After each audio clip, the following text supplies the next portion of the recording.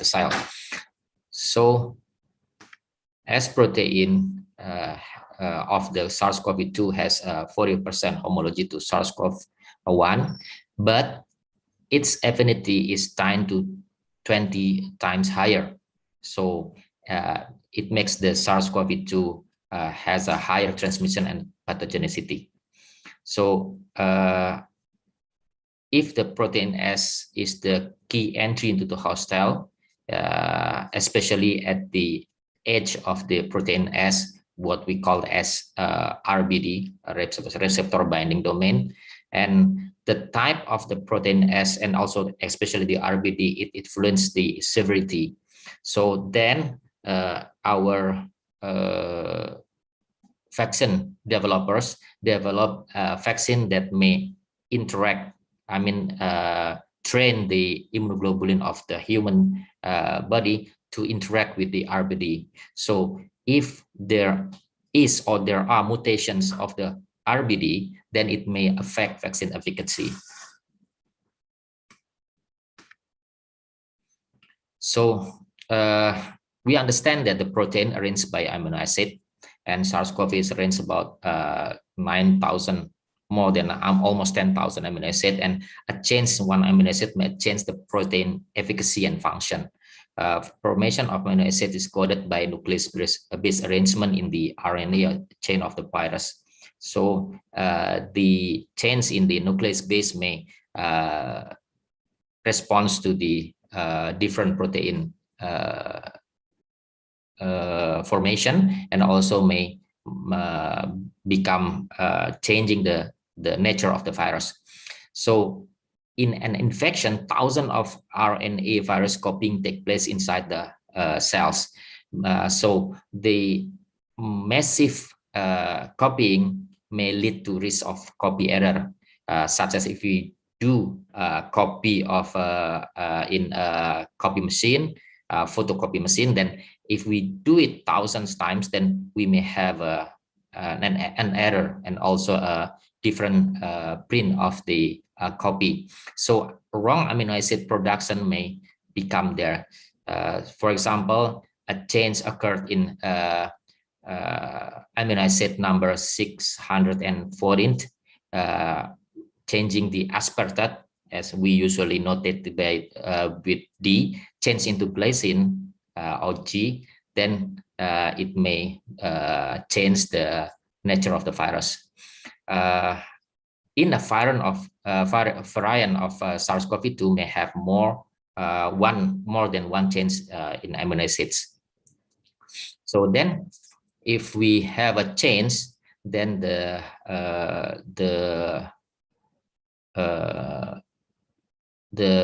researchers will name the mutation flanked by the change of the amino acid. For example, they should write D614G, means that the origin D replaced by G in the 614 amino acid.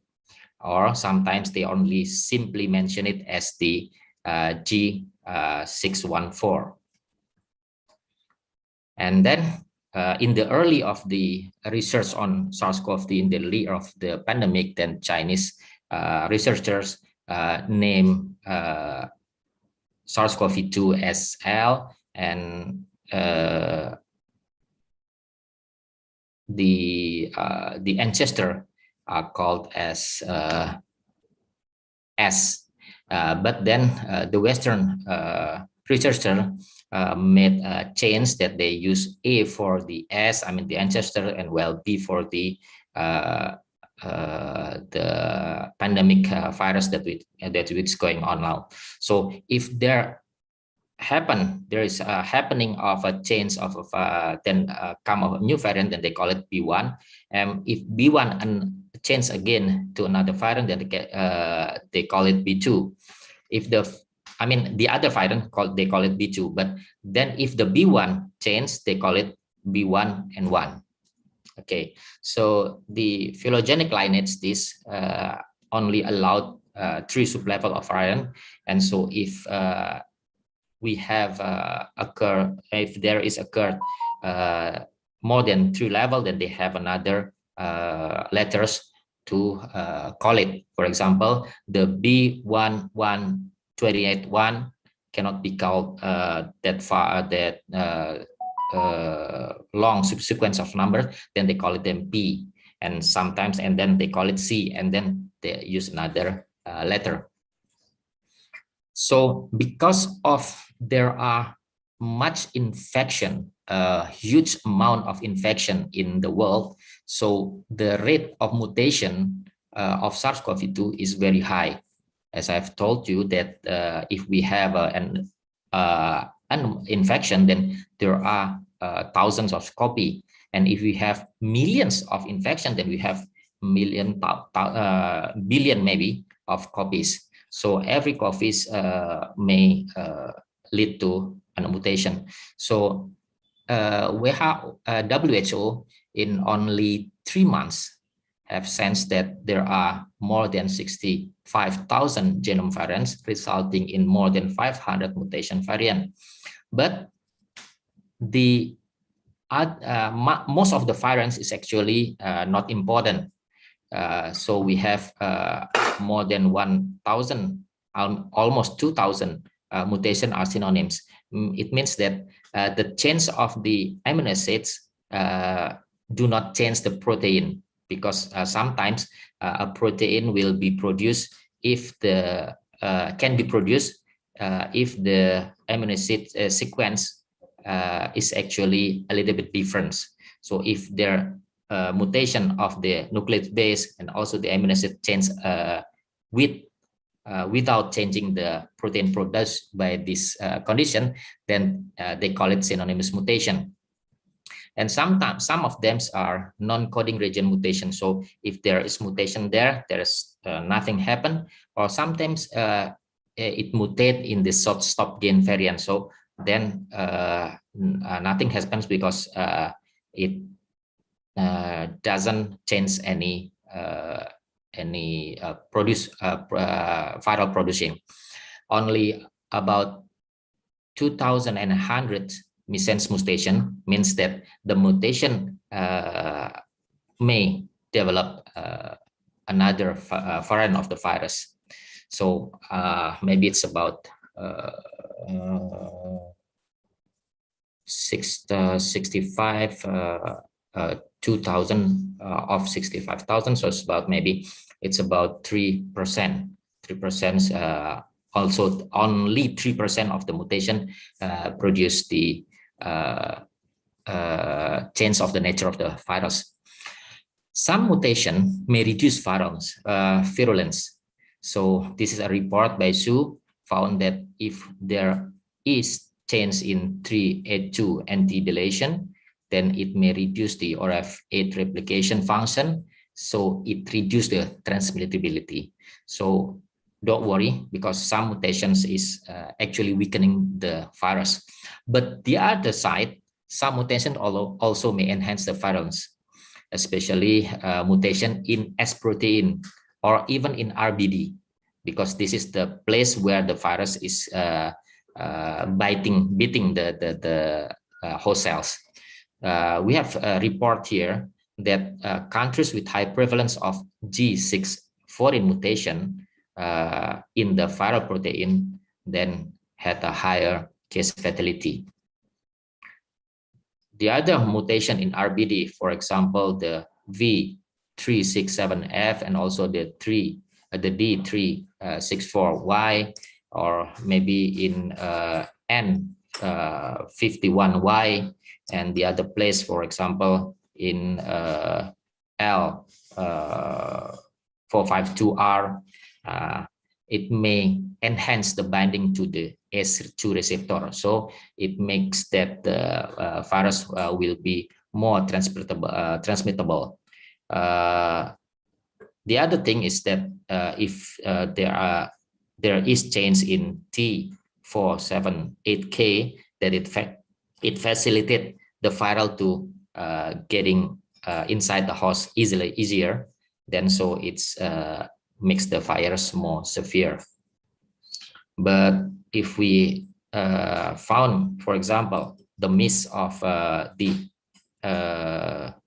a protein, for example, the D950N, then if we, D950N, then if we miss it, then it changes to T478K, then it may reduce the transmissibility. So then, because of there are thousands of mutations and only few are important and impacting human, so then researchers group these variants to variant of interest, variants of concern, and also variant of high consequence. In England, they call variant of interest as variant of under investigation. So in England, they are not talking about VOI, but they are talking about VUI. It's the same group actually. So if we have a B117 variant, firstly they are group it into the VOI, the variant of interest. But then when they have a clue, they have evidence that it become more vicious variant, so then they call it VOC, variant of concern. And the date where they inaugurate the VOC, for example, in B117 at December the 1st, 2020, then they call it VOC 2020-12-01. And if the date is 2nd of December, then they call it VOC 2020-12-02. So the variant of interest attributes to change of the receptor binding, the evidence of the change of the receptor binding, and reduce neutralization by antibody. So it may be cannot stop by the antibody, even the plasma convalescence treatment, and reduce the efficacy and treatment, and also potentially if we do not yet whether it is really impact the diagnostic process, and also impacting the transmissibility, then it's a variant of interest. And if there has been evidence on increase of transmissibility, and also the evidence that it induce severe disease. So for example, by the sign of increase of hospitalization and death, and also there is significant reduction in neutralization by antibody, and also reduce the effectiveness of treatment, then they may call it at variants of concern.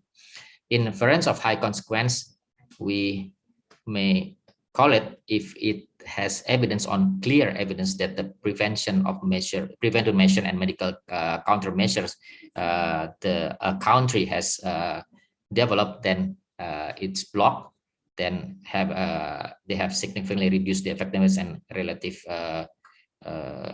cause of very high circulating variants in the region, then they call it as variant of concern. And then the last, the WHO using Greek alphabetical naming to simplify the group with similar nature of variants. For example, they call B117 as alpha, they call B1351 as beta, and also the same nature, the B1351-1, and also the B1351-2 as also beta, and they call gamma as P1, which actually is B11, means the variant of the lineage of B1 variant to another one, and then the 28th variation of the B11, and again variant into first another, and then also the P11, P12, all of that are called gamma, and then they call delta in B117-672, and also the AY1, the AY2, AY3, The epsilon is actually the B1,429. The eta is B1,525. Iota is B1,526, and so on. So then we have a simpler naming for the variant. And if we try to seek why is this variant is important, then these are the list of VOI. We have B1,525 as eta. Actually, they have some mutation. They have A67V. They have deletion in amino acid 69 and deletion in 40. And also the important is they have D614G and also the E484K, which change in the spike protein and also enhancing the grabbing, the binding into the protein C, S receptor in the cell. So this variation, the spike substitution, potentially reduce neutralizing by some monoclonal antibody treatment. We understand that there are treatments we call as monoclonal antibody developed in the lab to bind to the site, so it reduces the it kills the virus, and also the potential neutralization of the convalescence plasma. Doctor, the time remains 5 minutes. Okay, and then the B167 potentially reduce the neutralization antibody, and also in kappa and alpha beta with this several mutation. And in April 2021, then the Delta variants was taken out from the VOI list, and it comes into the VOC because there are more evidence that it's actually induce more severe disease. So if before April in webinar I told everybody that we have a rapidly transmittable disease, the Delta variant, but we don't have a higher consequence on severity. But then many evidence showed the other way. So this is the latest alpha increased transmission 1.5 times, and also the beta and the epsilon only to 20% higher in transmissibility, and gamma actually is not very severe. So there are recapitulation by WHO about the transmissibility and risk of reinfection. We see that there are increase in alpha and beta, gamma increase in transmissibility, but actually not too much. They don't have a risk of reinfection. They reduce the risk of reinfection by reduction in neutralizing antibody activity. These are lists of the percentage of crude fatality rate. We see that many of the variant cause a higher risk of fatality, especially the Delta. We have shown that it's very high increase of the fatality. So the Delta variant that was just decreasing in Indonesia actually have 8 mutation, and we have alpha, beta, and also gamma in Indonesia. And how about the impacts on vaccines? Some vaccines, for example, alpha reduced the efficacy of AstraZeneca, but it didn't reduce the Janssen. We don't have Janssen production here. In beta, they reduce Moderna, very reducing the Moderna and also Delta. In gamma, they reduce the Astra, mild reduce efficacy on Pfizer. And in Delta, it reduces the Moderna, but in Janssen, they affect nothing. They reduce very Sinovac. Okay, I think that's the list. Yeah, in Delta, they reduce also in Astra, a mild reduce in Pfizer. So when we have a Delta, then we have a high infection in Indonesia, although we have just done the Sinovac vaccination a lot. Okay, then the other thing is new variants, which actually the B1621, and fortunately that no new variant is yet reported in Southeast Asia, such as what have Professor Amin told us. Okay, I think that's all of my presentation. Thank you for the attendance. Assalamualaikum warahmatullahi wabarakatuh. Thank you very much, Dr. Sepa, for the nice presentation. Then we would like to open a discussion for the floor. If you have any question, just raise your hand or directly unmute yourself. On the chat room, I think there is already one question from Dr. Wiatnyana. I think Dr. Wiatnyana is still in the room. Can you directly ask the speaker? Yeah, I'm yes. still here. Yeah. Okay, thank you. Yes. Oh, yeah, okay. Yes. You can deliver your question to the speaker, please, directly. I just want to. I'm not background in this very what you call this virus, and this very important. So my question at that said that can we still use the variant of the viruses before we learn about what's the family name, genus, species, and then later on variant, and then later on specific protein and other and things like that. So because now they change the name to alpha, beta, gamma, and what is actually the family names of this virus? Corona or what? Okay. And sometimes they use the name like the what we call symptom and sign, SARS, severe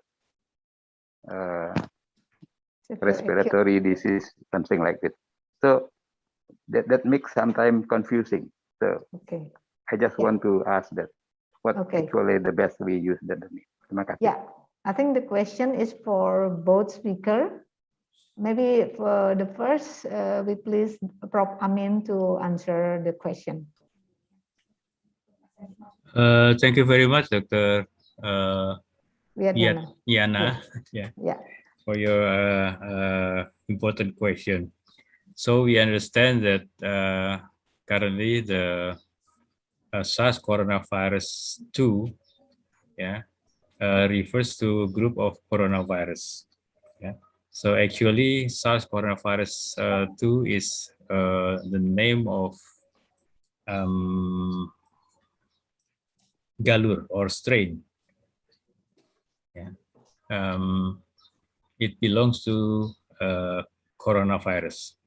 There are more than 200 types of coronavirus, mostly in animal. Only 7 of coronavirus now could cause disease in human, including the SARS coronavirus 2. So again, if we are talking about the nomenclature, SARS coronavirus 2 is the name of the strain of coronavirus. Yeah. So there is no further strain for after the SARS coronavirus. So that's why we use lineage, we use variant. Yeah. But in general, it belongs to the same strain or galur. Yeah. Thank you, Dr. Wiatnyana. Okay. I also mentioned there in my question that maybe later in the later symposium, how they born that actually from to the man, and then what kind of environment should be threatened to us. So maybe that will be another issue. Thank you. I'm Okay, sorry. probably I can answer in short in 1 minute. Yes. Yeah, yes, basically, as I mentioned before, coronavirus is animal, in particular, wildlife animal virus. But now more virus could become human because interface between human and animal, in particular wildlife animal, is getting closer because many people are having wild animal as pet, or they consume the wildlife animal.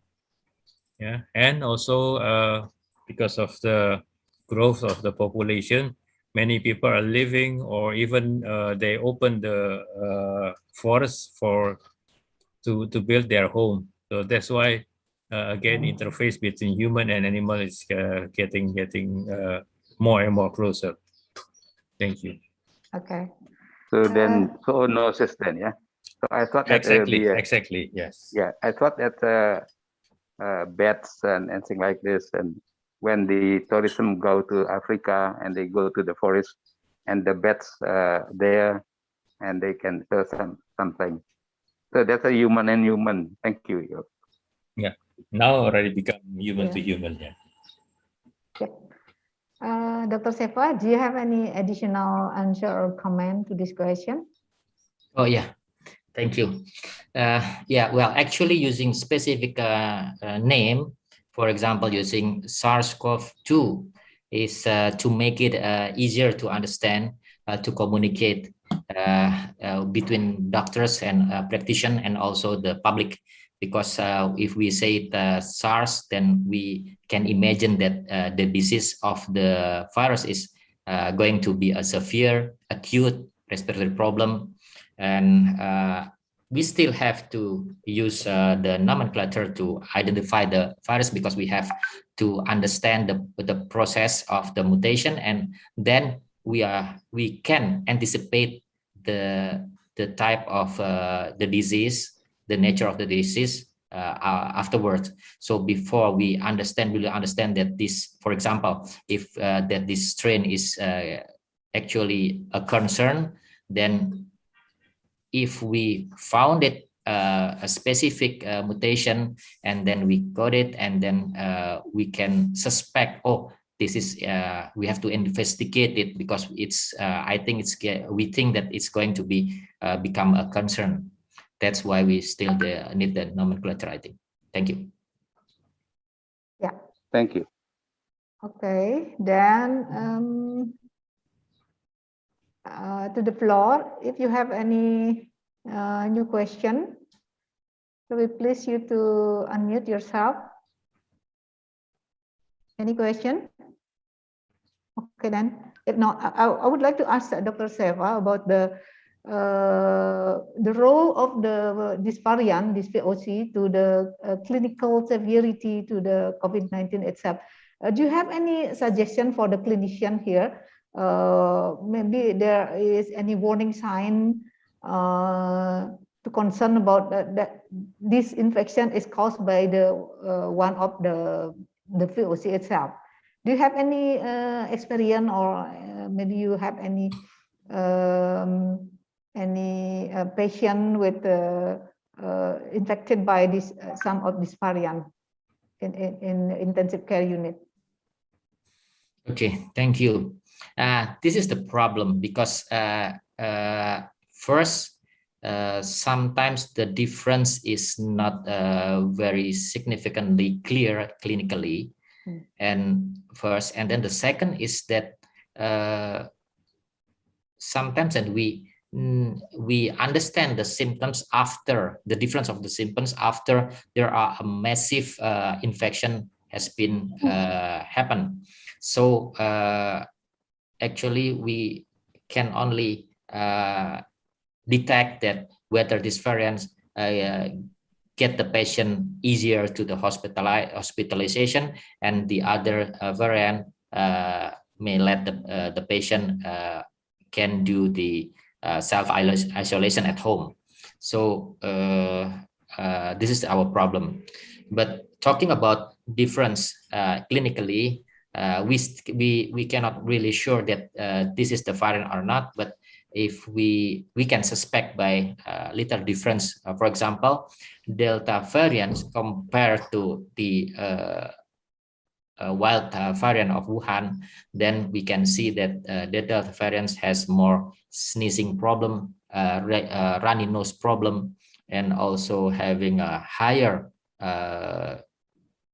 coagulation problem, the dimer, and then because of that, the sign in the wild types predominantly by fever, and in the Delta type predominantly by headache because of the heart circulation of the blood because of the hypercoagulation, and also the coagulation itself, and the problem of coagulation, for example, stroke, and also MCI. I've experienced some of this type of the disease, and then we happen to know afterwards that, oh, it's a Delta variant then. Okay, Doc. Thank you very much. Maybe last question for Prof. Amin. Yeah, again, I think the problem is how to detect the POC earlier, so it will guide at least the clinician in treating the patient, which patient will be fall into the more severe and which one is mild. And we all know that the whole genome sequencing is the one and the only tool to detect this variant. Do you have any suggestion, such as by using the CT value, maybe, Prof, which CT value or how low is the CT value is referred to a variant itself? Maybe you can share here, Prof. Thank you very much. Yeah, when Delta variant appeared for the first time, it has been correlated with so few cases, but our observation of course this is very limited and also not published. We observed that for Indonesia, yeah, not all Delta variant infected patient is severe. Vice versa, not all severe cases caused by Delta variant. Yeah, so it's still not very easy to correlate between clinical appearance with the variant. But our policy currently, when we observe different or atypical clinical appearance, we should prefer the sample for further tests, whole genome sequence, not only PCR, to make sure what variant is infecting that patient. Of course, other symptoms or other situation like, for example, reinfection or failure of treatment, or if we see significant cluster, for example, big cluster, or the cluster developed in very short period, because it has been also reported the incubation period of Delta variant is shorter than the other variant. In average, other variant, for example, about 7 days, but in Delta variant could be shorter to about 3 to 4 days. So again, we don't have yet clear evidence that Delta variant correlates very much with the clinical appearance. At least this is for Indonesia. Okay. Okay. Well, if the floor still have a question to the two speakers, we please you to raise hand or unmute yourself. Any question? Okay.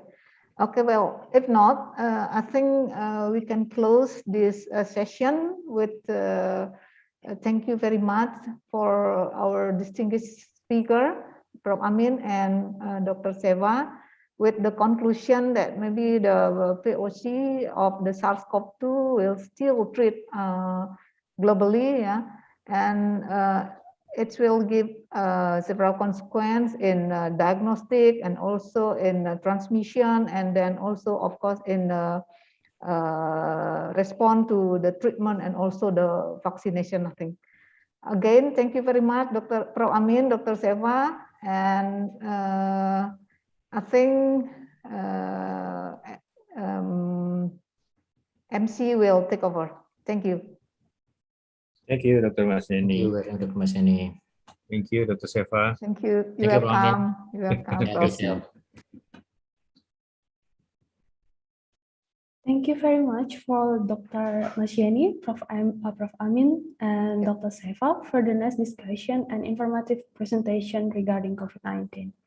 So now we will begin our second symposium with topic updates in vaccines, which will be led by our second moderators, Dr. Indra Agung Gede Indraningrat, SSI MSc. So before we start, I will read the CV for our moderator. Dr. Indra got his PhD in microbiology from Wageningen University and Research in Netherlands, and currently he is a lecturer at Department of Microbiology and Parasitology, Faculty of Medicine and Health Sciences, Warmadewa University, Indonesia, and his research interest is bioprospecting microbes for novel therapeutic compounds. So, Dr. Indra, the time is yours. Okay, thank you, Madam MC, for introducing me. We'll entering the second session of this webinar, and together with us, there will be two speakers that will discuss about the updates on vaccines. And I would like to, first of all, greet all of you who joined this webinar from all over the place. I would like to thanks, and I would like you to still stay tuned until the end of this webinar. And hopefully you can join in the second day as well. So I would like to share screen just to show and to introduce our speaker. So today's session, the second session, we will have two speakers. The first speaker is Dr. Suwas Dawadi, MD, and the second speaker is Dr. Ernie Nelwan, SPPD, KPTI, PhD. So a brief CV about Suwas Dawadi, MD. His academic background, he has a medical training, including a residency program in general practice and emergency medicine in the Institute of Medicine, Tribhuvan University, Kathmandu, Nepal. He also holds diploma in mountain medicine, Nepal, 2014. And currently he is a general practitioner at CIWEC Hospital and Travel Medicine Center. Okay, we will give the opportunity to Dr. Suwas. Dr. Suwas, are you ready? Yes, I'm ready to share my screen. Good morning, Dr. Suwas. Good morning. Good morning. Good morning. So how is Nepal at the moment? It's nice and sunny when I'm where I am right now. So yeah, good day to have a conference today. Thank you. It's nice to start the day with a conference. So I guess now it's around 7:30 or 7:40 in Nepal, isn't it correct? Yes, that is absolutely correct. It's 7. Yeah. I just check it at Google. So yeah. Nice to start with. So you have 20 minutes to give the presentation, and at the end we will have question and answer or discussion session. So to save time, the time is yours, Doctor. Thank you.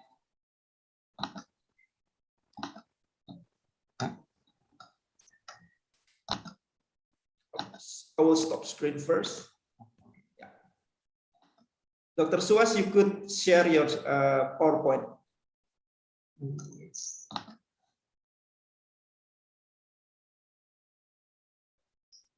I hope it is visible to everyone. Good morning. At the moment, we have not seen your screen. Okay.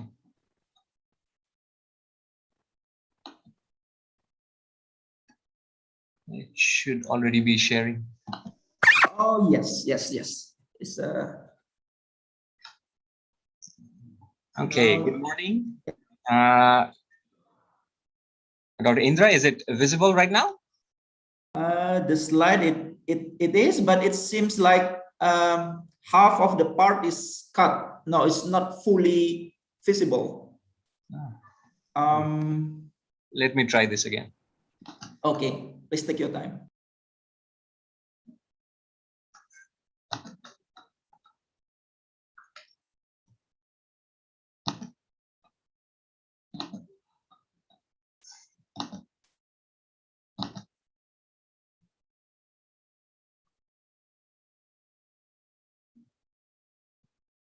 Okay, is it visible now?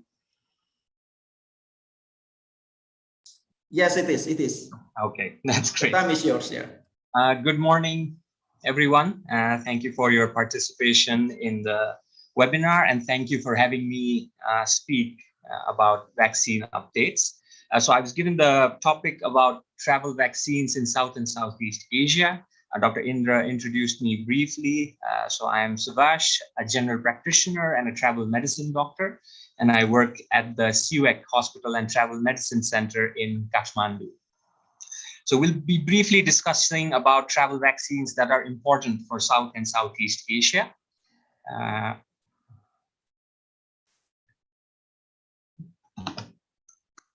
So I declare no conflict of interest or disclosures in this presentation. So what are travel vaccines? So travel vaccines are vaccines just like any other vaccines. However, we give them to travelers to provide protection against vaccine preventable diseases. They are helpful in preventing diseases and hence disrupting travel, which is the primary goal of the person who is traveling. The problem with travel vaccines at the moment are there are a lot of diseases that we have to cover with travel vaccines. There is often very little time to plan. The cost of the vaccines when taken together is quite high. And the traveler needs to visit the travel clinic or vaccination clinic multiple times. So that already presents a hindrance for them to seek travel vaccines. However, having said that, not everyone needs all travel vaccines. So it's risk assessment by the traveler themselves as well that begins the way to seek travel vaccines. When the traveler feels that, no, I am at risk of certain disease and I might need a vaccine, that's when things start.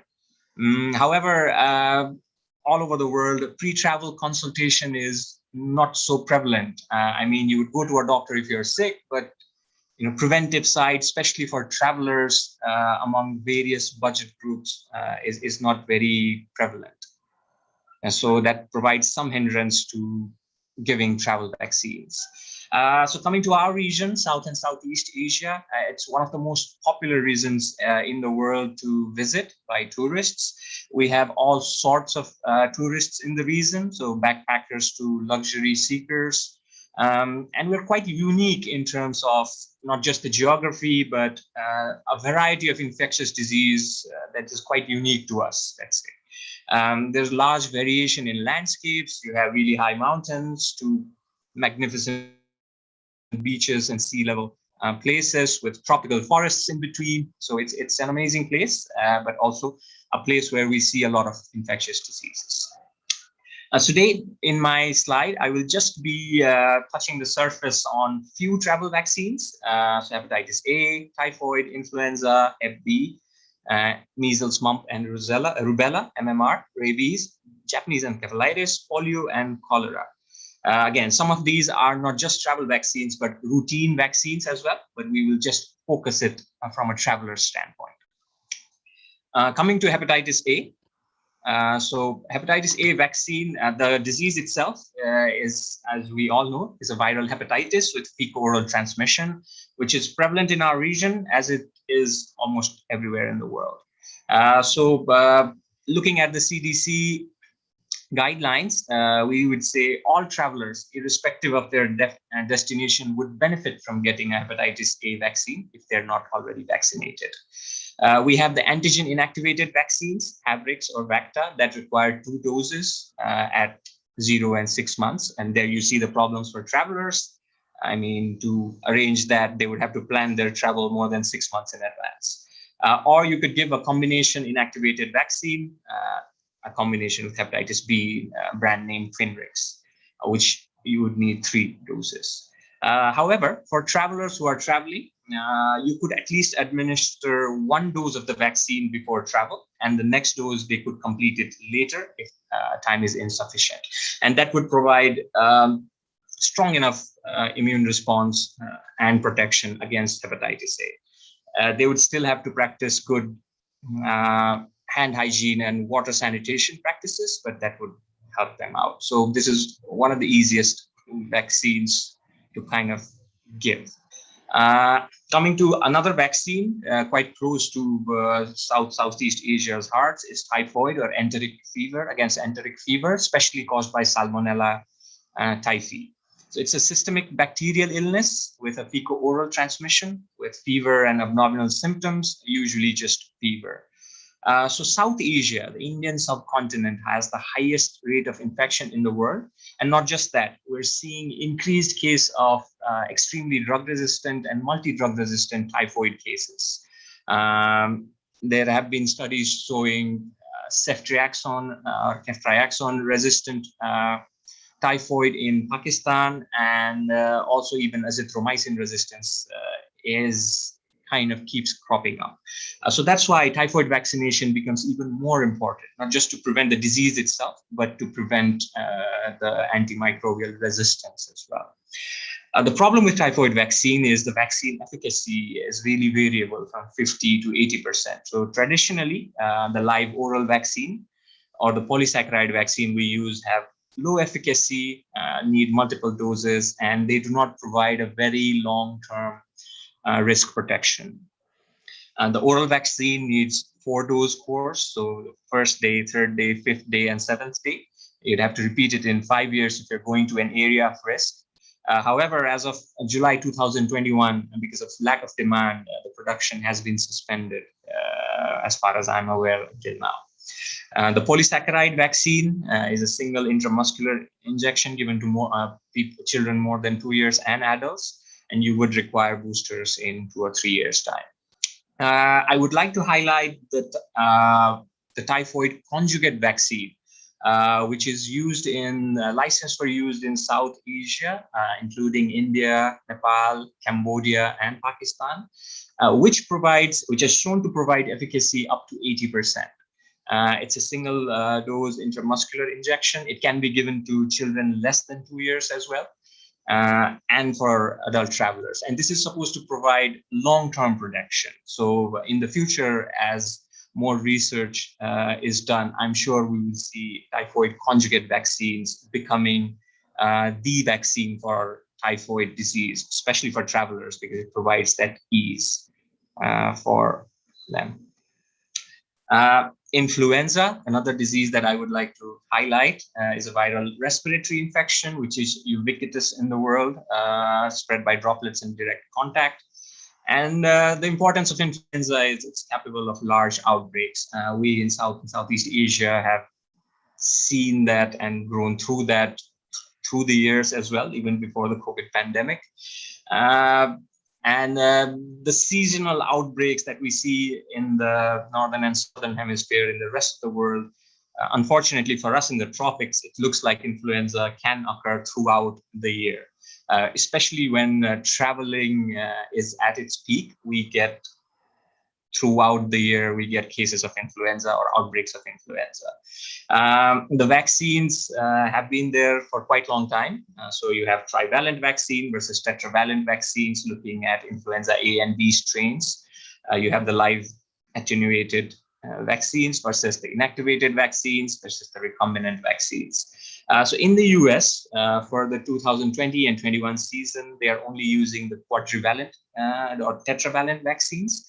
Again, these influenza vaccines come with seasonal variability, and efficacy is not that high with 40 to 60%, but this is an important vaccine to give to the travelers in that it can prevent severe disease and decrease the risk of getting influenza, which would otherwise really hamper their travel plans.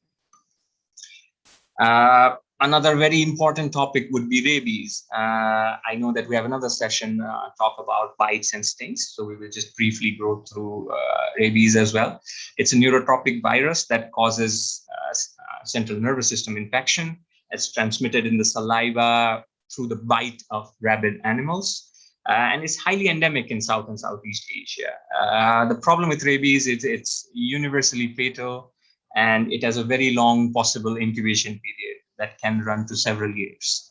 The good thing is that we have pre-exposure and post-exposure treatment available for rabies, vaccination available for rabies. The post-exposure series would constitute of vaccines as well as immunoglobulins if you're not previously vaccinated for rabies. So we have the inactivated virus cell culture vaccines that are currently in use for rabies. So I would just like to highlight that there's been a change in the pre-exposure regimen currently. So previously we used to have 3-dose regimes that you could get rabies vaccine before you were exposed to rabies. But now that has been decreased to 2-dose regime for all ages and for immune competent people.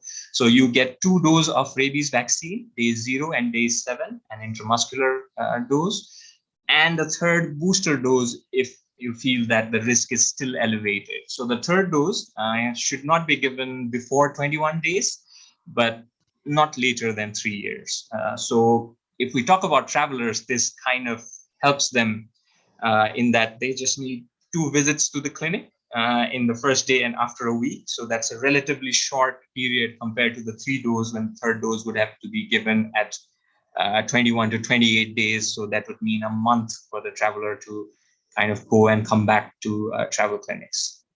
The WHO also has set up the intradermal dose. However, the ACIP still persists with the intramuscular regime. The post-exposure regime has not changed. So if someone is unvaccinated or has not received rabies vaccination or rabies post-exposure in the past, they would still need 4 doses of rabies vaccine at days 0, 3, 7, and 14, along with rabies immune globulin. So either a human rabies immune globulin or the equine rabies immune globulin, and that's calculated according to weight. The post-exposure regime, for those that have completed a pre-exposure regime or have previously received a post-exposure regime, or let's say for those who have been vaccinated against rabies, would only be 2 doses of rabies vaccine on day 0 and day 3. So rabies would be really important vaccine in terms of travelers, because pre-exposure would prevent long disruption to travel. As you saw, if you are not pre-vaccinated and needed rabies vaccine, you'd have to disrupt your travel for a long time. And also, the need of rabies immunoglobulin is cleared, which is really expensive and difficult to get in most parts of the world. Coming to Japanese encephalitis, again, another flaviviral or arboviral mosquito-borne disease, which occurs in our region quite frequently and is transmitted through the bite of infected queueless mosquitoes. The risk is low for short-term travelers, and transmission is usually seasonal, so the monsoon months extending into early fall. But the vaccine is very effective, so almost 100% seroprotection after a week of the 2nd dose. So if they are visiting South or Southeast Asia in the monsoon or immediately after the monsoon regions, we should, and they are here for a long term as well, they should get the JE vaccines. So we have different forms of JE vaccines that are available in different parts of the world. I would just like to highlight that the killed inactivated mouse brain vaccines, which are still in use in some parts of the world, is no longer recommended by the WHO. So very brief discussion on polio, because the South Asia region has unfortunately the only two countries that still have endemic wild polio. So Pakistan and Afghanistan still reporting cases of the type 1 polio virus, and the cases seem to be on the rise. So travelers entering into these regions, and if they stay there for 4 weeks and then exit, will need proof of a single dose of injectable polio vaccine. So something to consider for people traveling through there or traveling from Pakistan and Afghanistan to the rest of the world. Measles, again, highly contagious virus illness. And again, we have this, everyone has this in their regular vaccination programs as well. It can become complicated, and vaccine is recommended for all travelers if they are incompletely immunized. So 2 doses of measles, mumps, rubella vaccine, 2 doses is 28 days apart, and that provides 97% of protection. But if some traveler cannot get the both doses, we should at least say 1 dose if they have not been vaccinated previously. Hepatitis B, again, this is moderate to high prevalence in our region, in Southeast Asian region. So consider it for unvaccinated travelers. If they've already been vaccinated, you can check immunity levels and then decide for further doses. Cholera used to be prevalent, and we used to have frequent outbreaks in South and Southeast Asia, but it's very low risk for travelers unless they're going into an area with active outbreaks. So currently it's only recommended for those working in aid groups or for refugee situations. Really important vaccine, which we covered in the first session as well, COVID-19. So the problem for travelers is acceptability of different vaccines for entry into various countries. You hear news about certain vaccines not being accepted as proof of immunity in certain countries, and that has thrown into dispute. So for travel medicine practitioners, we need to be able to advise travelers on inquiring which vaccines are accepted in the country they want to travel. So very short about the future of vaccines. Dengue vaccine, the Dengvaxia vaccine that has been available for some time now. Hopefully we will still have 5 minutes, sir.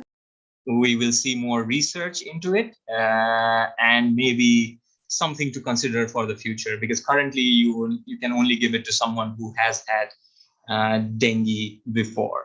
And malaria vaccine still into development, really low efficacy right now, but hopefully in the near future or in the future, we would have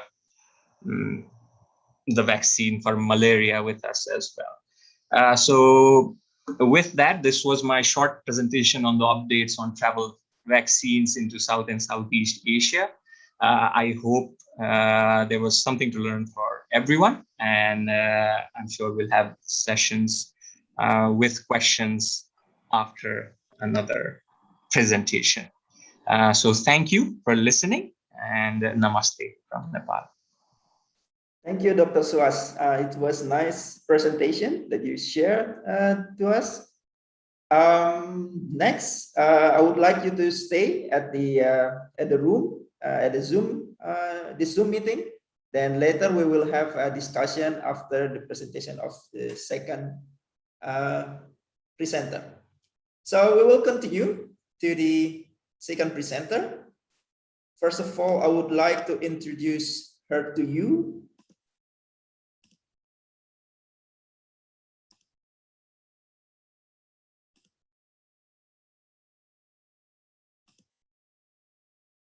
So our second presenter is Dr. Ernie J. Nelwan, SPPD, KPTI, PhD. So if you get confused whether we read it correctly, it is correct. She holds 2 PhD degree, one in 2017 from Radboud University Nijmegen Medical Center, Netherlands, and the second one just recently, early of this year, she got promoted as a doctor from Faculty of Medicine, University of Indonesia. Dr. Nelwan is currently head of the Tropical and Infectious Disease Division, Department of Internal Medicine, RSCM, and she is also a consultant of Tropical and Infectious Disease Department of Internal Medicine, University of Indonesia. Good morning, goedemorgen, Dr. Ernie. Good to see you again. Hello, Thank you for the introduction. Yeah, Nice good to see again. you. So today's talk from Dr. Ernie will be still related to the topic updates of vaccines. Then to cut the long story short, let Dr. Ernie to share her presentation, and the time will be 20 minutes for the presentation. Dr. Ernie, the time is yours. Thank you, Doctor. Let me try to share my slides. Where is it? Share slides, share screen.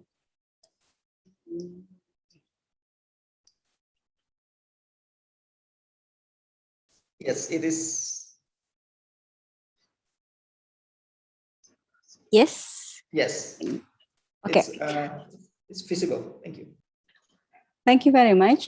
First of all, I would like to greet everybody here. I'm happy to join these important meetings regarding the vaccines, and also we already heard previously vaccine related to traveling.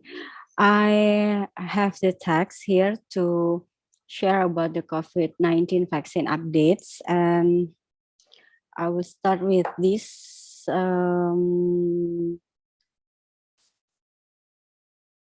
We actually, for COVID-19, starting this year, officially already have the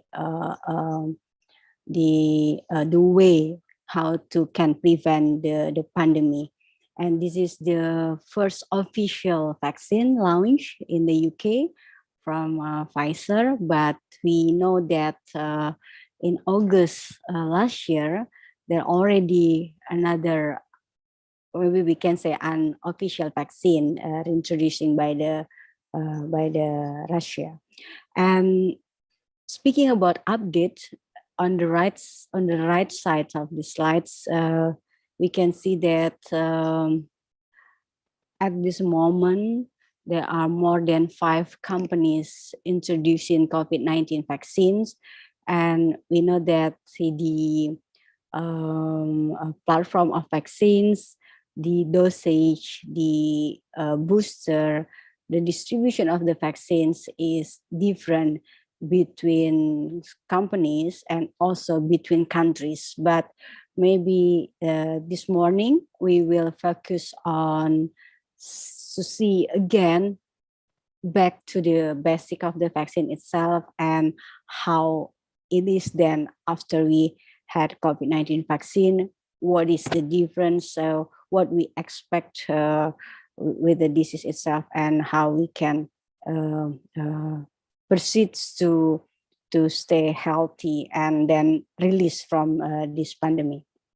So we already know this is the virus that can cause the wide range of illnesses, from asymptomatic, I might start with the asymptomatic, mild symptom to the severe illness. The problem with COVID-19, why we need to prevent this seriously, is because it is still unclear the effect of getting the infection between people. So if we said that it is severely affected the older people compared to the young, but we can also see in the clinical experiences managing a young patients still having severe infection and even not surviving the disease. So that is why we still in the position that we need to prevent it, so, because we don't know how is the effect of getting the infection. And there's also patients that old but can survive for the disease. That is why prevention is a better way to overcome the disease. I will start with this. Why I will start with the situation why we need to actually knowing COVID-19 patients since the beginning of the infection, because in a tropic region like Indonesia, this is one of the paper that we developed with the colleagues in Bali. If someone comes with fever without respiratory illnesses, they might still have COVID-19 infection.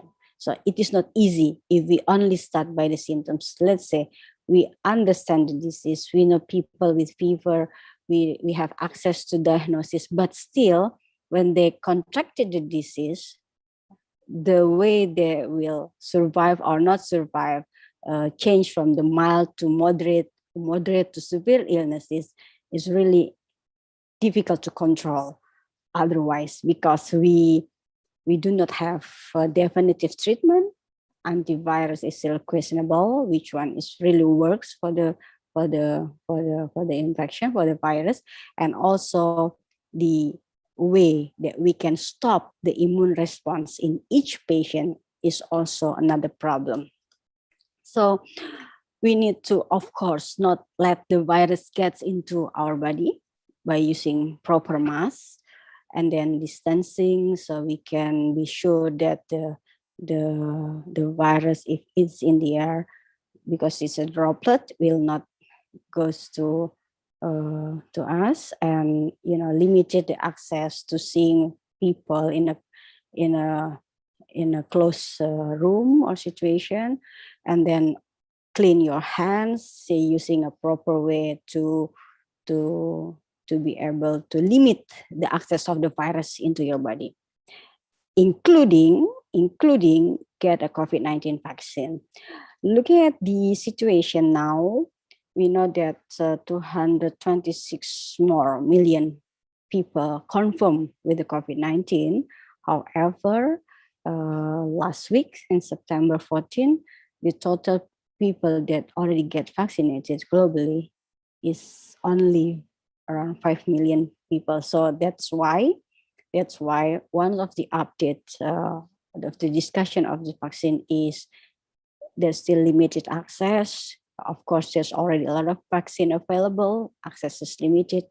So we still need to add on the previous knowledge on how to prevent the disease, is adding vaccine, but keep all the preventive measurement together. So vaccine is antigen that's being produced in a certain form to be able to induce our specific immunity to any disease available. We just heard about the typhoid vaccine. There will be a study on malaria vaccine. There is a dengue vaccine limited available. So this is an active way. Vaccination is one of the safer way people ever have, because we know babies also get vaccinated. To COVID-19 is to be able to induce the antibody. So when they got the natural infection from the air, the virus gets into the body is already prepared to handle this infection.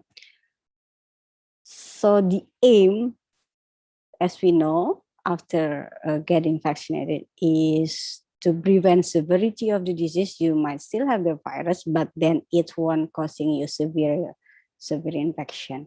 And then if your body is in a good condition, even if you have the virus, you might not get the symptoms. That's the second expected condition. And then, of course, giving a vaccine will not causing you any disease, and giving the vaccine will not causing you the positive swab tested result. That's what people being considered or worried about. Why is that? Because if you look at these slides, when the antigen injected into your body, then it will goes directly works into the immune cell, start from the innate immunity, and then the innate immunity will later on stimulate through the antigen producing cells and to the through the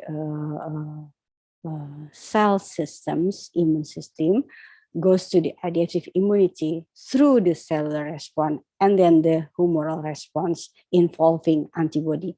The last one is the one that can be measured to determine whether the stimulation, the active stimulation by given the vaccination is effective, or effective in terms of the number is increased, and also to see the length of the antibody will stay in someone's blood. Yeah, so immune response to an immunized patient, if you can see here, a very small amount of virus, just as minimum as possible, that can induce the immune response. You inject, and then the cellular response, because innate is very is so a short period, they will goes to the cellular response, and then goes to the humoral response, and humoral response, in particular immunoglobulin G, will stay longer in the body to be able to recognize another attack, natural attacks of the similar antigen.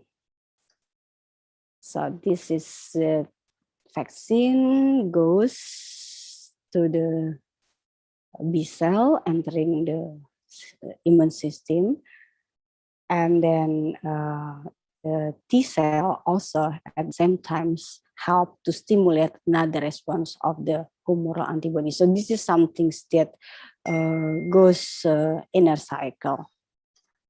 So the question is always how effective is the vaccine if being injected to someone. This is something really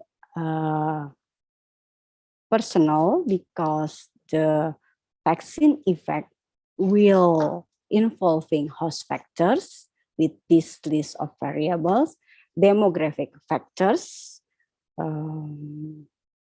with this kind of condition, as you can see in the slide, how much is the virus been circulating, and how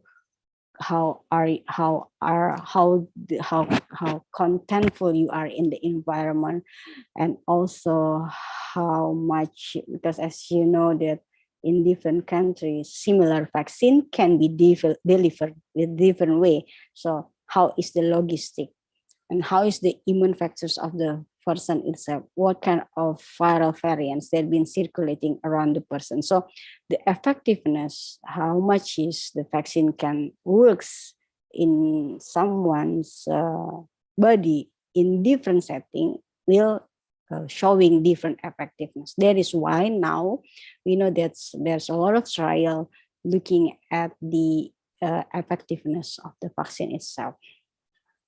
So yeah, so we can see here, we want to have herd immunity, means that a lot of people in that setting will already have the antibodies. So then we can stop people getting sick with COVID-19. Then we can stop also the number of morbidity and mortality.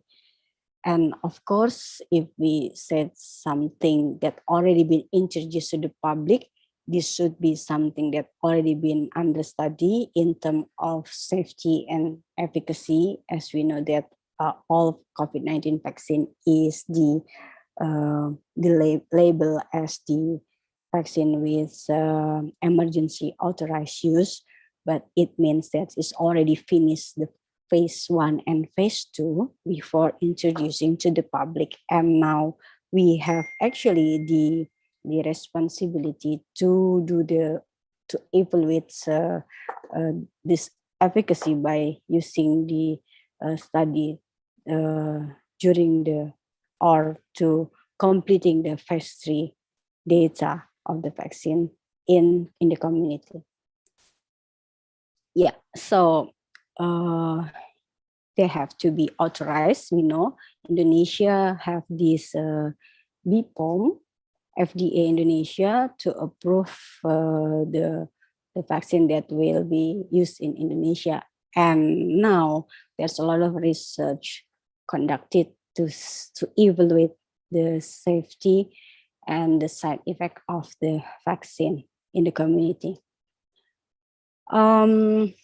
Yeah, we have different type of immunogenicity of the vaccine: the inactivated virus, subunit virus, vector virus, and RNA vaccine virus. So the different kind of immunogenicity of the COVID-19 is actually not new, because as you can see in the right side, there's an example of other vaccine like influenza, rabies, and hepatitis A as the inactivated virus, and Ebola is the viral vector. And we also now have the different type of COVID-19, the inactivated virus, such as the one been using at the initial in Indonesia, but we also now have the mRNA viral protein as a COVID-19 vaccine. So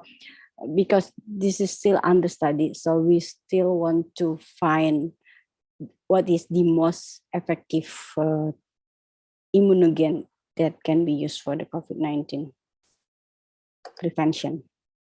Yeah, I will briefly go to this because I believe this is already been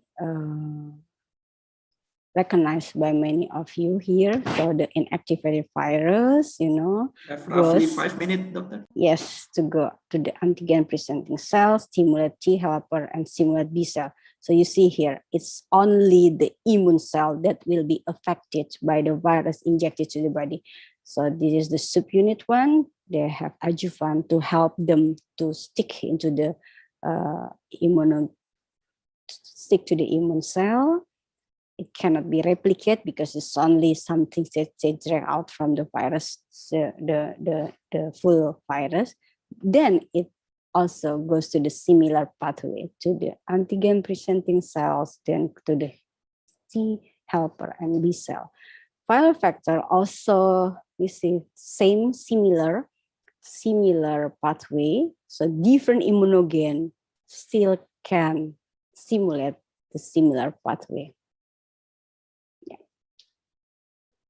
Yeah, so how is it then the situation after you get the first shot? You will have the peak antibody production, IgM, IgG, and then after days it will be goes down, and this one is now will be evaluated. How is the dynamic of the antibody after different immunogen being injected, and then you get the second shot, and then they will measure again another antibody. Yeah, so we can just go to see the table showing efficacy between different vaccine manufacturer. All is, you can see here, Pfizer 95%, Moderna 94%, AstraZeneca full efficacy 67% after 2 doses, and then Johnson & Johnson 66%, Sputnik, Covaxin, and Sinovac vaccine, different study in different areas. So there's still different efficacy showing by different vaccine, and we actually still need complete data of this, because we know that the limitation of the use between one vaccine to another is also one of the challenges to evaluate this situation. I mean, not all the country using Sinovac, not all country using Pfizer, like Indonesia. Pfizer is limited for those that have comorbidity. Moderna only being used for those with comorbidity, and booster after receiving Sinovac. So this is also the challenge of ability to explore the real efficacy of this vaccine after launch. This is phase 3 trial. This is another vaccine name, Sinopharm Novavax Vector. You can maybe later go to detail to this data, but what I want to say here are above 70% is already considered for vaccine as having efficacy, so they are accepted to be given to people.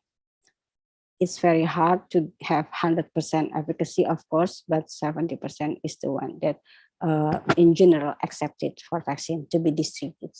So the last 3 slides will be like when people get vaccinated, they know that they are not then 100% protected for the illness, but there's advantages of having this vaccine, like already mentioned, the severity and also the chance to get the unsurvived condition because of your immune system is something we cannot control when you have the virus active in your body causing illnesses. So we still have to add on with the vaccine, the protocol that's already been educated to people. This is something that not should left behind. Using mask, distancing, limit yourself in the crowd if it's not necessary, have a clean hand, and make sure that you are able to have an access to stay clean and disinfected wherever you are. And I think that will be my last slide. So an update of the vaccine, I conclude that there will be still another new vaccine, also dosed in a trial, phase 2 trial, also in Indonesia. And in top of that, we are still have the obligation to, stay using the protocol that's already been introduced to stay healthy and not accept or expect that being vaccinated is like stopping everything and then you can 100% protected to get the COVID-19 infection. Thank you very much for your attention. With that, I will stop my presentation. Thank you, Dr. Ernest. Very nice talk about updates on COVID-19 vaccines. And now we will continue for the discussion session. In the chat column, it's already question, and I would like to read it for you. First question is for Dr. Suas. For several vaccines which is expensive and have moderate effectiveness, let's say under 80%, protection, are that vaccines still put in traveler vaccine recommendation? And how, for instance, should we explain it to the traveler before they're doing their trips? Let's say for Indonesian travelers. And I would like to continue. That's the first question for you, Dr. Suas. The secondly is, do you feel confident to administer yellow fever vaccine on 1st October? Let's say when your patient just received second dose of AstraZeneca COVID-19 on 25 of September. Okay, maybe first you could answer it, Dr. Suas. Yeah. Thank you for the questions. Really interesting questions there. I think for the first questions, despite some vaccines having less than 80% effectiveness, I would say, for example, the classic case would be influenza. It does not reach 80%, even probably even only 60%, but it's a very highly recommended vaccine, not just for travel, for otherwise as well. So it's about talking to the patient, talking to the traveler if they want to seek travel advice, what they feel the risk that they are putting themselves in. Some people might be very happy with saying, no, I don't want the influenza vaccine because it's just cough and cold. I can manage it. If something happens, it happens. So what you can do is you can present them the facts about this is the vaccine, this is what it does, this is how effective it is, and well, it will not give you 100% foolproof way of saying you won't get influenza, but even if you do contract influenza, it might shorten the disease, it might make it less complicated. So your travel will be less disrupted. So you have to be quite diplomatic, let's say, in trying to convince them to get vaccines, because I understand it's a lot of time, it's a lot of money to spend on vaccines, especially if it's for a short trip or short travel. It becomes quite difficult. Regarding Indonesia in particular, so I would still say influenza and typhoid and even hepatitis A would be the 3 vaccines that I would say you would potentially have to get, and other vaccines you can decide on a case-wise basis. The second questions, again, there are no clear recommendations in terms of combining the yellow fever and COVID vaccine, whether it be the AstraZeneca or the Sinopharm or even the Pfizer or Moderna. What we have been practicing in CUEC hospital is we usually tend to say a 2-week gap in between the 2 vaccines, so AstraZeneca or COVID vaccine and the yellow fever vaccine. Again, both very important, and the CDC has highlighted the need to continue doing the yellow fever vaccination and not lose focus just because we have the COVID pandemic. So yeah, not very confident on giving it on the October 1st, but I would potentially say to the patient to wait for a few more days and then it should be okay. And we have to be extra vigilant with side effects of the vaccine because we don't know how they interact.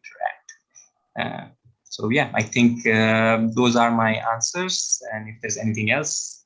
Yeah, thank you, Dr. Suwas. Very clear answers. I think that's already covered the question from the participants. And I will continue to Dr. Ernie. So there are 2 questions as well to you. The first one is, what would you advise, let's say, if a client received a Sinovac vaccines and by chance they got not by chance, perhaps by due to human error, they got AstraZeneca as their second dose. So not the same type of vaccine. What would be the effect? Yeah, okay. So COVID-19 pandemic is actually give a lesson, at least for me, that it is difficult to stay completely based on your textbook or what you already know, because it is hit hard and hit fast. You have to be able as minimum as possible adjust everything with the minimum side effect. So I can understand that. The problem of logistic of the vaccine is always the reason why you cannot be like, let's say, like the case that been asked to me. You get the first dose Sinovac, you get the second dose either by chance, either by the unavailability of the vaccine or whatever reason, the another immunogen, another vaccine like AstraZeneca. So what will be the side effect? So let's again remember that when you get injected by the vaccine, you will have 2 responses as a side effect, the acute one and the chronic one. The acute one you can observe, so it doesn't matter what type of the vaccine. The acute one is related to the how you get the vaccine injected to your body, and the acute response, any allergic, any technical problem, and so forth. So whether you have high blood pressure before and something like that. So this can be observed. So not really related to the brand, but the long-term effect must be the one that have been asked, whether the antibody will not be as high as expected, or will there be a confusing in the body because you stimulate different cells, even though it's the same pathway but different. The answer is actually we still learn about this, you know, because like there's a study, ongoing study with the Oxford, looking at this group of people get Sinovac at the first 2 doses, and then get a different vaccine like Moderna or AstraZeneca as a booster. So they want to see, because I believe what you want is whether it's same efficacy, so you also will have a high antibody response, or on the other side, the questions will be whether it's safe or not. So the safe or not part will be related to the safety of the vaccine itself that already been understandable. Like, yeah, there's a minimum side effect actually, but of course, we also have an extreme cases like people get very severe condition, neurologic problem after the injection of the vaccine, but this will be one out of so many people. So this is something that I will not say acceptable, but then could happen, and we still will have the similar situation with other published vaccine or the one that already been established circulating for the community. So the firm answer, acute effect can be observed, and it's not depending on the brand, but the chronic effect relating to the efficacy, we still studying it, and related to the complication, I think this is also something that I cannot say that there's a publication related to this and showing that it's dangerous to have the different shot of vaccine. No, it is not like that, because this is what we actually applied, that we give different vaccine to the people because of the problem of logistic and everything. I hope that's clear enough to answer your question. Thank you, Dr. Ernie. Very clear. Perhaps one more question. So could you explain to us why would the policy on giving or using vaccine between continents, let's say in Asia and Europe, are in general different? Countries in Europe tend to receive a different type of vaccines, while in Asia they only use, let's say, one brand of vaccine. Do you have any explanation about it, Dr. Ernie? What is the difference about vaccine policies between countries, especially Europe and Asia? Yeah, so I think the difference will be whether the available vaccine in the country is the one approved by the WHO, and the approval by the WHO, of course, also related with whether the vaccine manufacturers, register their vaccine to WHO to be evaluated. So this is something more, maybe I say administrative, but I believe in each country, they will have to see their capacity to buy, because Indonesia is 270 million people. This is so many people need to be vaccinated, and you have to be sure that if you want to buy one vaccine, this can provide in majority of your people the availability of the vaccine that you want to buy. That's one thing. But why we know that certain countries, like let's say people go to Makkah, they need to have certain kind of vaccine that to be accepted. Otherwise, they need to repeat the vaccination. But this is more because of the company of the vaccine is not yet registered to the WHO to be evaluated and then to be accepted as a vaccine recognized by the WHO. I think that's more administrative reason, but we need to be, positive that all that already been circulating, already been evaluated, at least in the phase 1 and phase 2. And now we hope that all these antibody that produced is the protective antibody, not only like recognizing antibody, so we can, have a better confidence, accept all the protocols that we already have to be avoided from the infection. I think that's my question. Thank you, Dr. Ernie. Very clear one.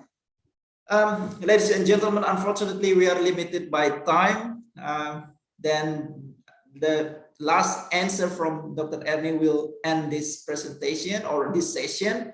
I would like to send again my warm regards to both the speakers, Dr. Suhas from now online from Nepal, and Dr. Ernie from Jakarta, both with their hectic schedule, but still allocated their time to be present here and share their expertise with us.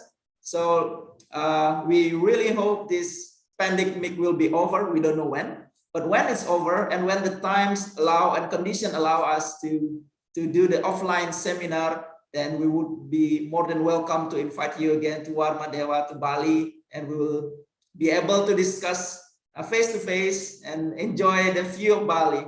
So for now, I would like to say again, thank you, and I wish you all the best. Also, thanks for all participants who joined this second session. I hope you will still stay in this seminar and still follow until tomorrow. Therefore, I would like to end this session. I will return the occasion to Master of Ceremony. Thank you.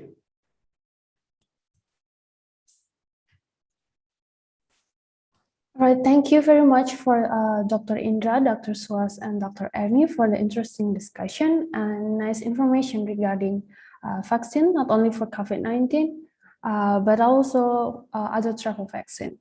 Now we will have 15 minutes break before we start our third symposium. For all the participants, please register your attendance through the link that you can find on the chat room. We will be back again after 15 minutes. Thank you.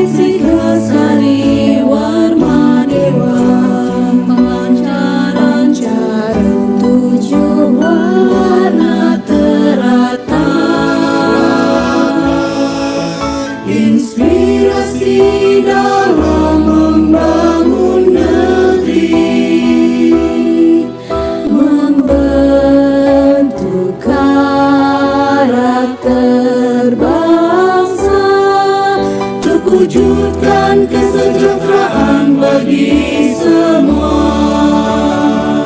Sabta Bayu berketuhanan yang Maha Esa. Sabta Bayu ciri kepemimpinan asa braka. Sabta Bayu mengabdi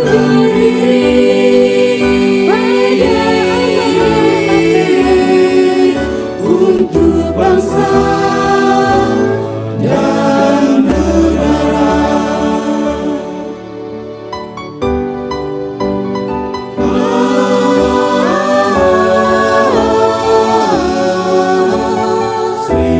Sri Kesari Warma Dewa. Sabta Bayu Spirit Sri Kesari Warma Dewa. Pancaran tujuh warna terata, inspirasi dalam membangun negeri, membentuk karakter bangsa, untuk wujudkan kesejahteraan bagi semua. Sabta Bayu dalam berkarya. Sabta Bayu integritas diri. Sabta Bayu merawat kebinekaan dalam masyarakat, untuk wujudkan persatuan. Sabta Bayu berwawasan trihita karana,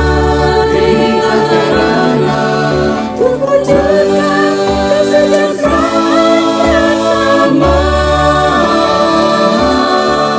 untuk kejayaan Indonesia Raya. Sabta Bayu.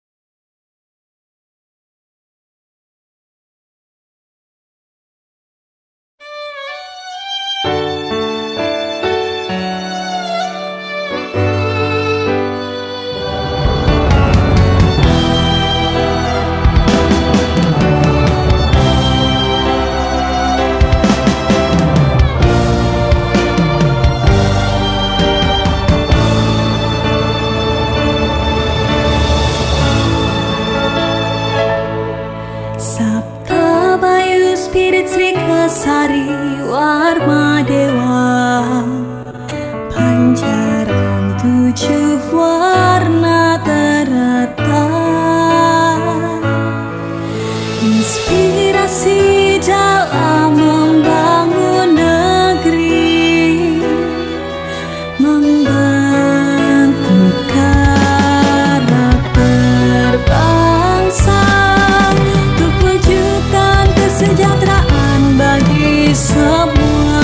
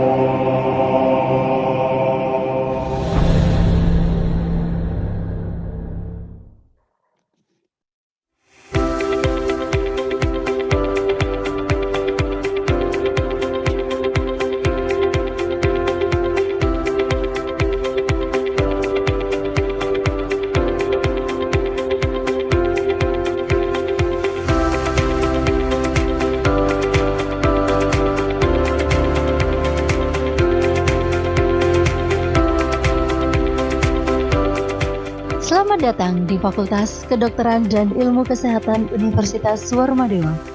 Fakultas Kedokteran dan Ilmu Kesehatan Universitas Warmadewa merupakan fakultas termuda yang dimiliki oleh Universitas Warmadewa, bernaung di bawah Yayasan Kesejahteraan Korpri Provinsi Bali sebagai badan hukum penyelenggara perguruan tinggi swasta.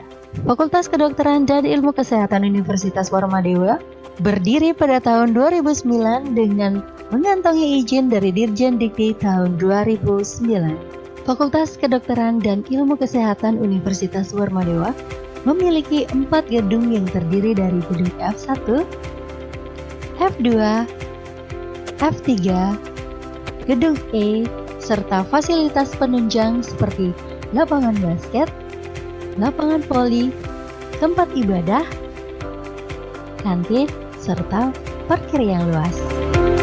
Gedung F1 merupakan gedung pertama yang dimiliki oleh Fakultas Kedokteran dan Ilmu Kesehatan Universitas Warmadewa di tahun pertamanya berdiri.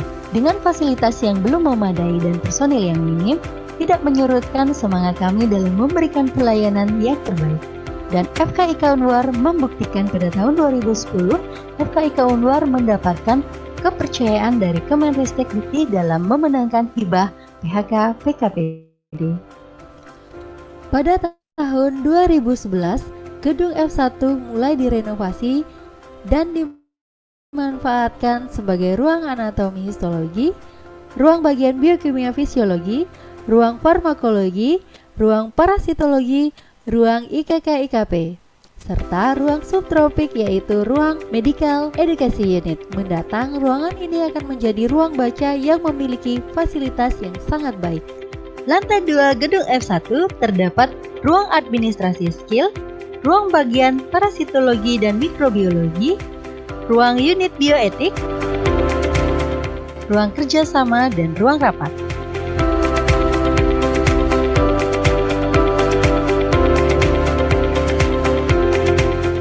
Di lantai 3 terdapat ruang bagian IKK-IKP, ruang kuliah semester 7, dan tentunya difasilitasi dengan toilet.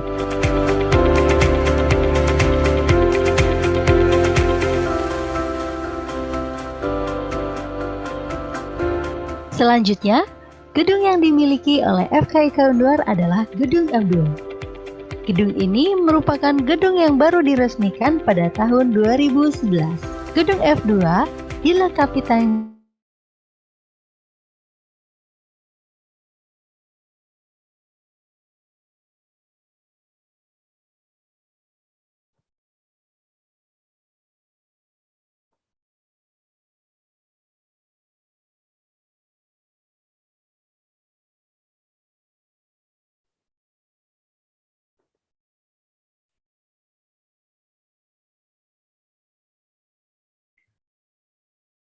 Now we will begin our third symposium with topic Mountain and Wilderness Medicine, which will be led by our third moderator, Dr. Made Indra Wijaya Mars, PhD Visqua. And before we start, I will read his CV first. So he got a Doctor of Philosophy in Medical Sciences from the Faculty of Medicine, University of Cyberjaya in 2020. And he is currently a lecturer at Faculty of Medicine and Health Sciences, University of Warmadewa. And his latest job experience was a hospital director at Bali International Medical Center. Dr. Indra, the time is yours. Thank you so much. Okay, this is the last session. We will have 3 distinguished speakers from Nepal, Indonesia, and New Zealand. A very great speaker. I would like to introduce you to our first speaker from Nepal, Dr. Durga Bandari. Academic background is medical doctor in internal medicine. He has certificate in travel health, International Society of Travel Medicine. He's got his MBBS in Nepal Medical College and Teaching Hospital. His current position is Senior Physician at CVAC Hospital Travel Medicine Center, Migrant Health Physician at International Organization of Migration, and Assistant Professor and Head of Department of Internal Medicine in Kathmandu University. His achievement is international speaker and analyst at different travel health, mountain medicine, and altitude conferences. Please welcome Dr. Durga Bandari. Dr. Bandari, you could share your screen. You have 20 minutes to present your paper. Thank you, Dr. Indra, for introducing me. First of all, namaste.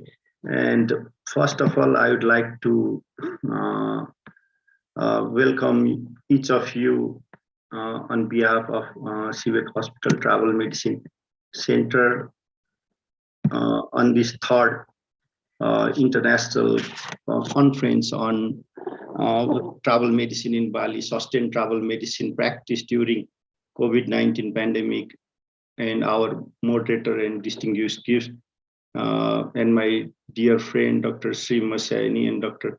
Levina Pakasi, who has asked me to share my experience in altitude illness. So basically, I would like to begin with a picture of from the base of the Mount Everest, and I'll briefly talk on altitude illness.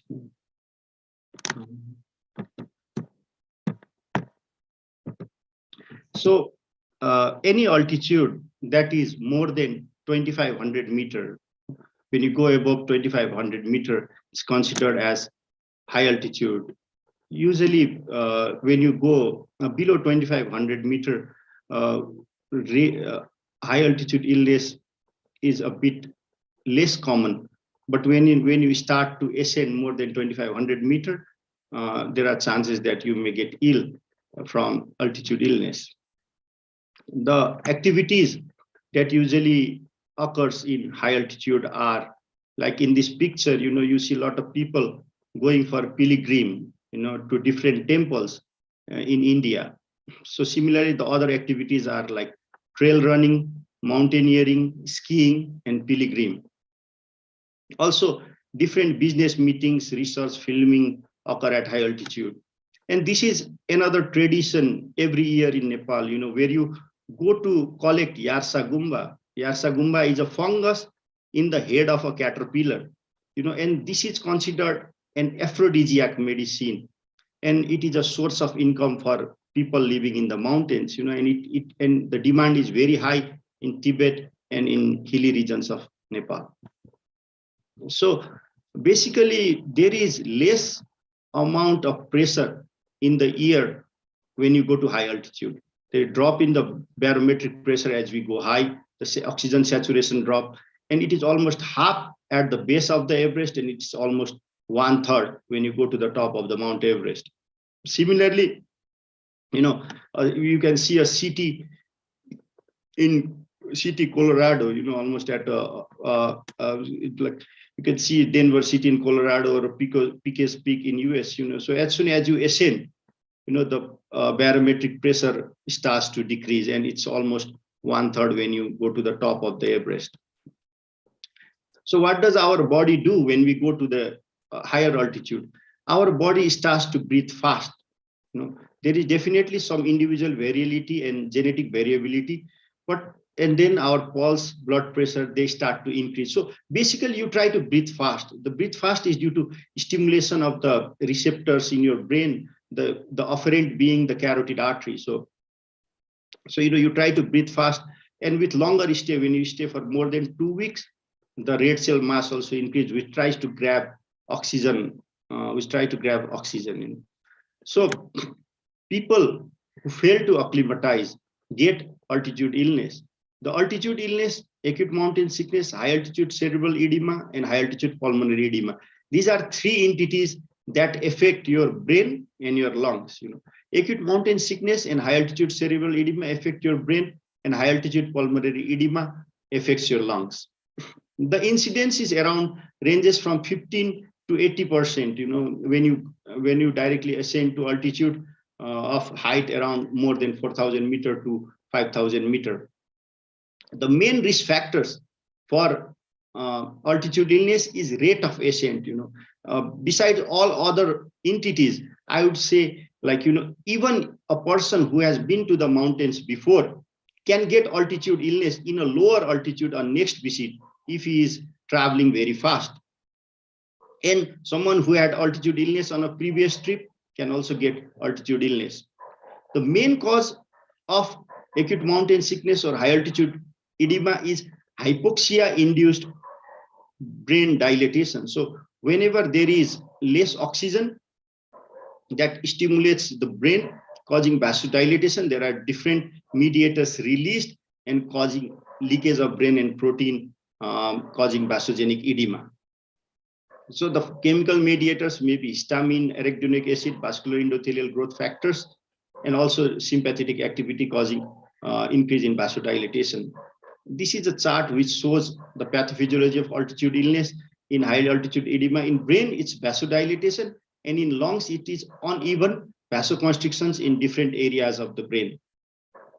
The symptoms of acute mountain sickness, they usually present as a typical hangover. When you wake up next morning with a bad hangover, the symptoms of acute mountain sickness are similar. You have headache, you have a bad headache. When you wake up, like you go to high altitude, you stay in the mountain, it has been like 12 to 24 hours, then you get sick. You get sick with headache, you have nausea, you can't sleep well, you are very tired, you are dizzy, it feels like a bad hangover. HASE is a severe form of altitude illness. When someone develops confusion and when someone has a wobbly gait, wobbly gait, then we call it high altitude cerebral edema. This was our patient, who presented to our hospital in a comatose stage, slightly unresponsive. I have taken permissions from the patient to use these pictures for academic purposes. So, she was in stuporous comatose stage. She stayed in our hospital for 24 hours. Next day, with just oxygen and descent, she was completely fine. So, so high altitude cerebral edema entity is a severe form of acute mountain illness due to hypoxia.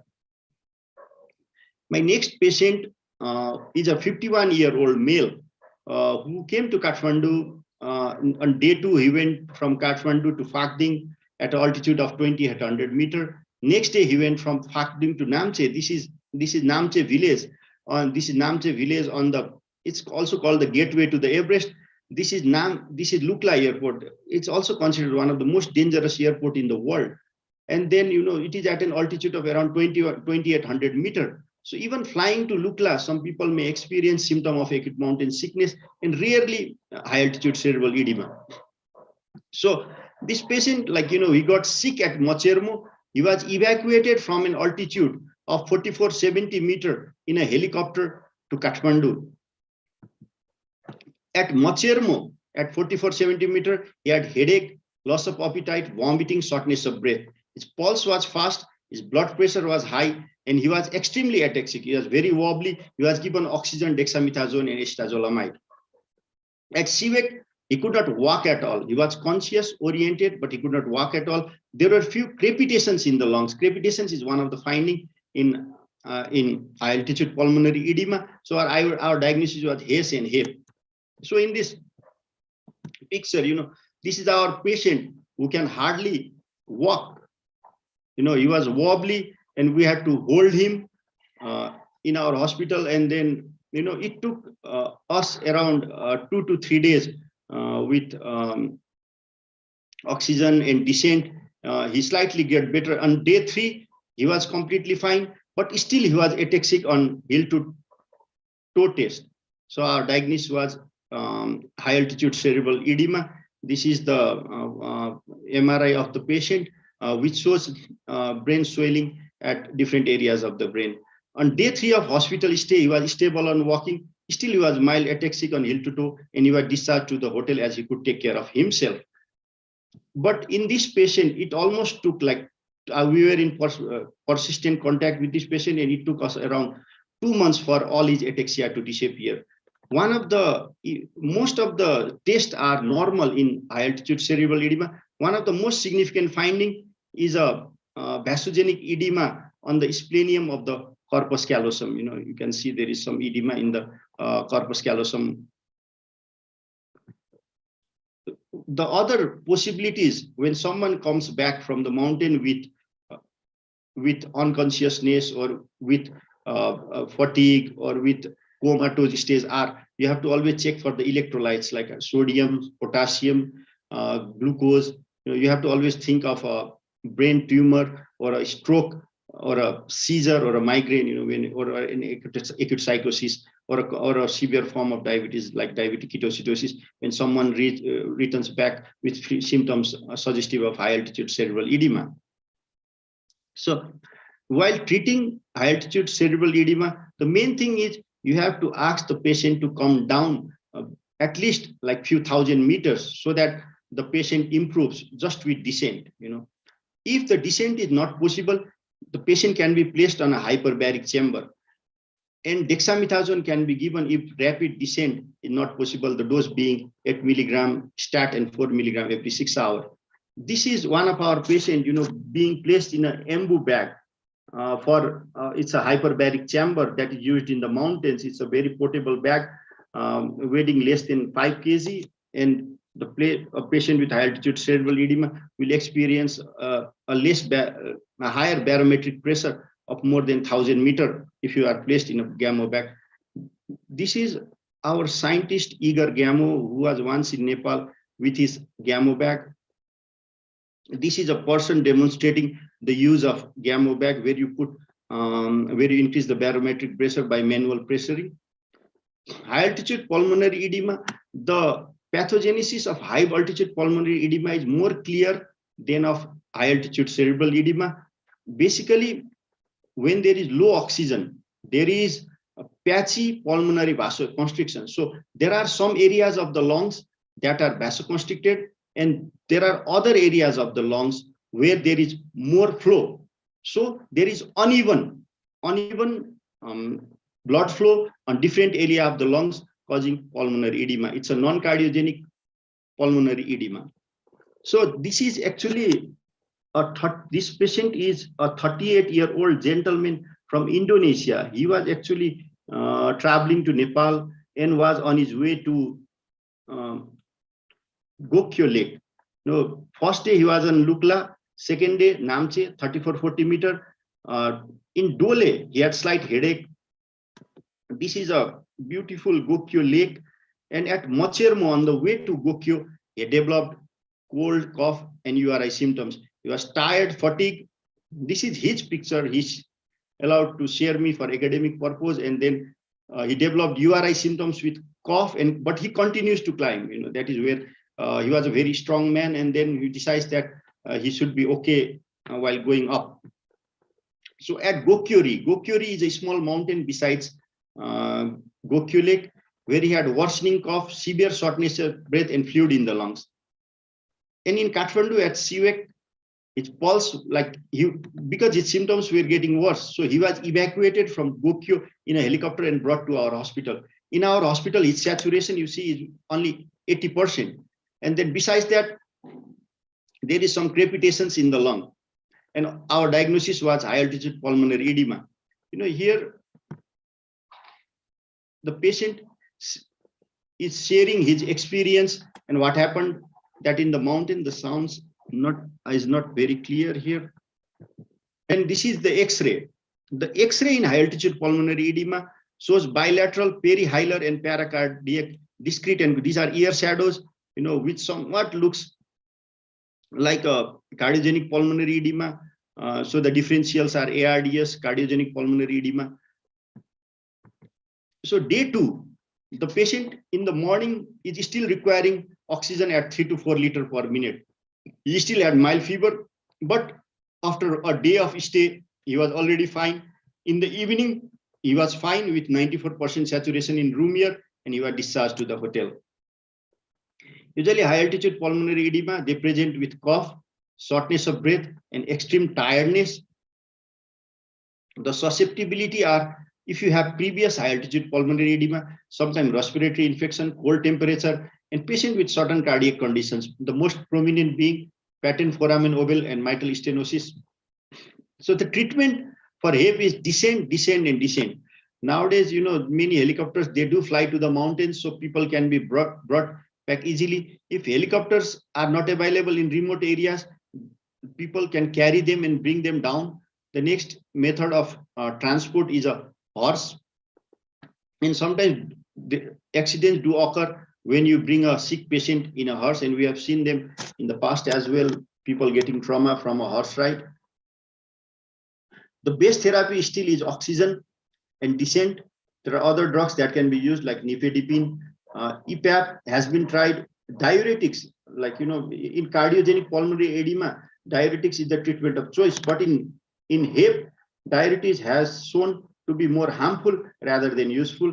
If the person doesn't get better with descent, you have to always think of pulmonary embolism. We had a 53-year-old male who had a bilateral hip replacement in the past, who presented at Namche clinic with complaint of bilateral hip pain and shortness of breath. So he was given oxygen, oral fluids, and sent to Kathmandu.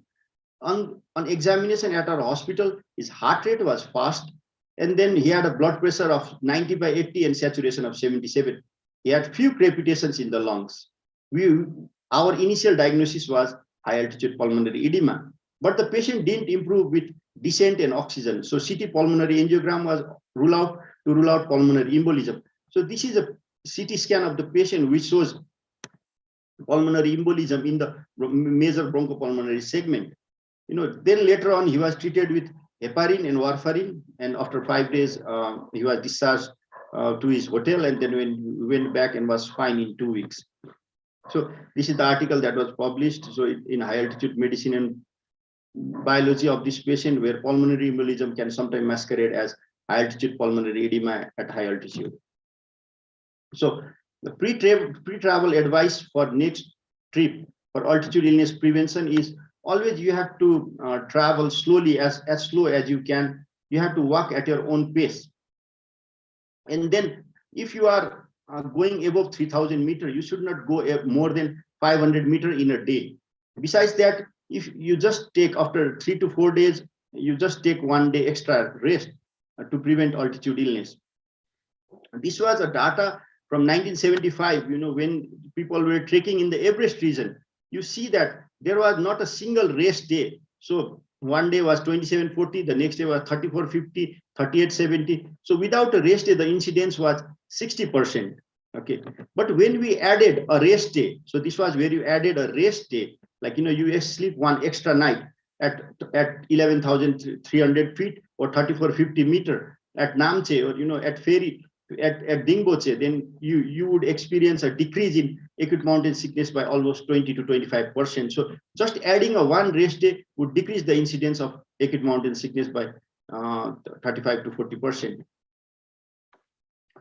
The drugs can also be used for altitude illness. The drugs that are used for altitude illness are acetazolamide, which is a carbonic anhydrase inhibitor, and it helps by throwing out bicarbonate in the urine, causing metabolic acidosis, and it acidifies the blood, and it increases your respiratory rate. And it should be avoided in patients with anaphylaxis to sulfur drug. But if it is mild allergy, you can still use acetazolamide. Acetazolamide, as you know, is a carbonic anhydrase inhibitor. The next drug that can be used for preventing and treating acute mountain sickness and high altitude cerebral edema is dexamethasone, which stabilizes the cerebral blood flow and also which reduces the cerebral blood flow and stabilizes the blood-brain barrier. The other drugs in high altitude pulmonary edema is a nifedipine. It's a calcium channel blocker, the dose being 60 milligram in divided doses. And the other drugs that has been tried with limited benefits in few studies are phosphodiesterase inhibitor like tadalafil and sildenafil.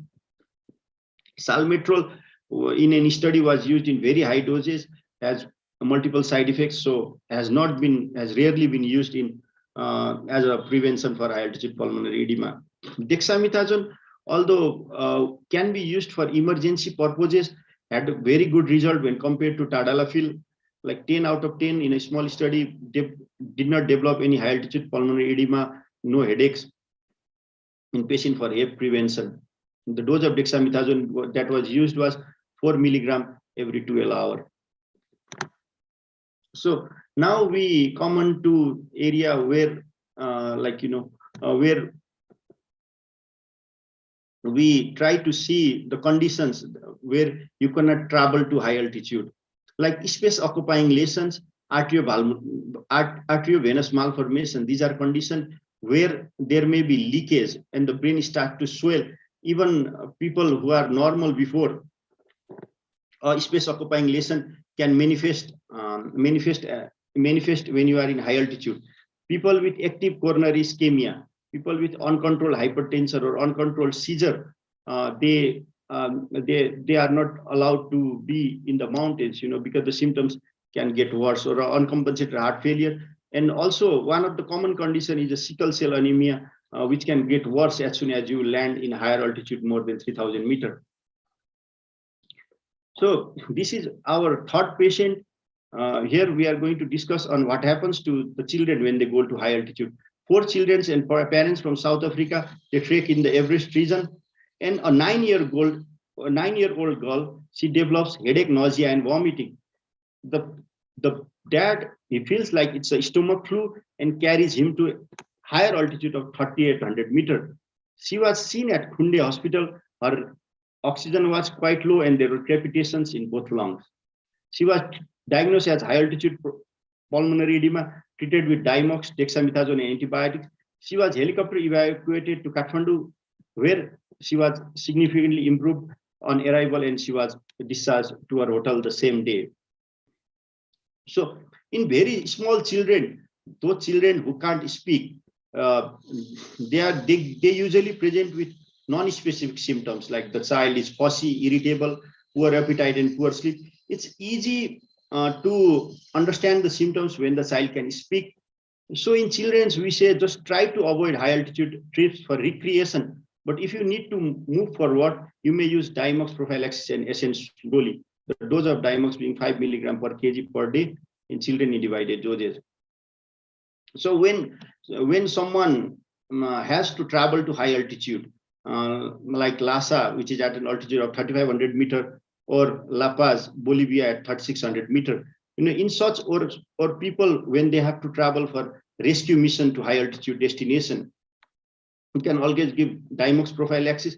It can give given for 4 to 5 days till patient can acclimatize to higher destination. So that is the time when it takes for you to acclimatize, and then dexamethasone can also be given as a prophylactic dose in such cases. So this is Lukla Airport in Namche Bazar again, which is the gateway to Everest region. Other conditions at high altitude are migraine, seizures, hypertension, diarrhea, and altered sleep. If someone has migraine at high altitude, the symptoms of migraine can get worse. You can try with migraine medication, and if the patient doesn't improve with migraine medication, he may be asked to descend downward. Seizures, we have seen new onset seizures at high altitude, and the blood pressure due to sympathetic activity do increase in high altitude. And there is sometimes sometimes altered sleep in high altitude due to different response to hypoxia. So who can return to altitude after acute mountain sickness? People in the past who have completely recovered from mountain sickness can go back to the mountain again if they have completely recovered. People who develop severe AMS are definitely suggested to avoid the altitude at which they got sick in the past, and medical prophylaxis like acetazolamide should be preferred in such patient. So in my last slide, I would like to say that anyone with reasonable health and motivation can go to high altitude, but go at your own pace. Remember the golden rules. You have to learn to recognize early symptoms of mountain sickness. And if you have symptoms of mountain sickness, do not ascend. You have to stop and you have to come back, or you have to watch for your symptoms. If it is mild headache, you can still monitor. You can take paracetamol and monitor. But if you are confused, if you are ataxic, you have to immediately calm down, as those symptoms are that of high altitude cerebral edema. Thank you. So this is my picture from last visit to Indonesia, and I'd like to thank you all for listening patiently in my presentation, and thank you. Thank you so much, Dr. Bandari. Thank you so much. It's very interesting. I'm really interested in Himalaya, especially because most of us here pray to Lord Siva, and Siva is identical to Himalaya. Thank you so much. Yes, thank you. So for the next speaker, excuse me, Dr. Bandari, can you close your share screen? Okay, okay, I'll do that. Thank you so much. Our next speaker is Dr. Levina. I would like to introduce you with Dr. Levina Pakasi. Dr. Levina Pakasi, her academic background, medical doctor from University of Indonesia, travel medicine course in the University of Glasgow, UK. Current position, medical writer and research consultant, Verum Medical Research Consulting, travel medicine consultant, AIC Clinic Jakarta, director, travel and adventure medicine of Asia or Tamasya Network. Job experiences, general practitioner, medical doctor at Tangerang General Hospital, clinical research coordinator. Current publication, book chapter, travel immunization in adult immunization guidelines, health risks associated with recreational water activities, sensitization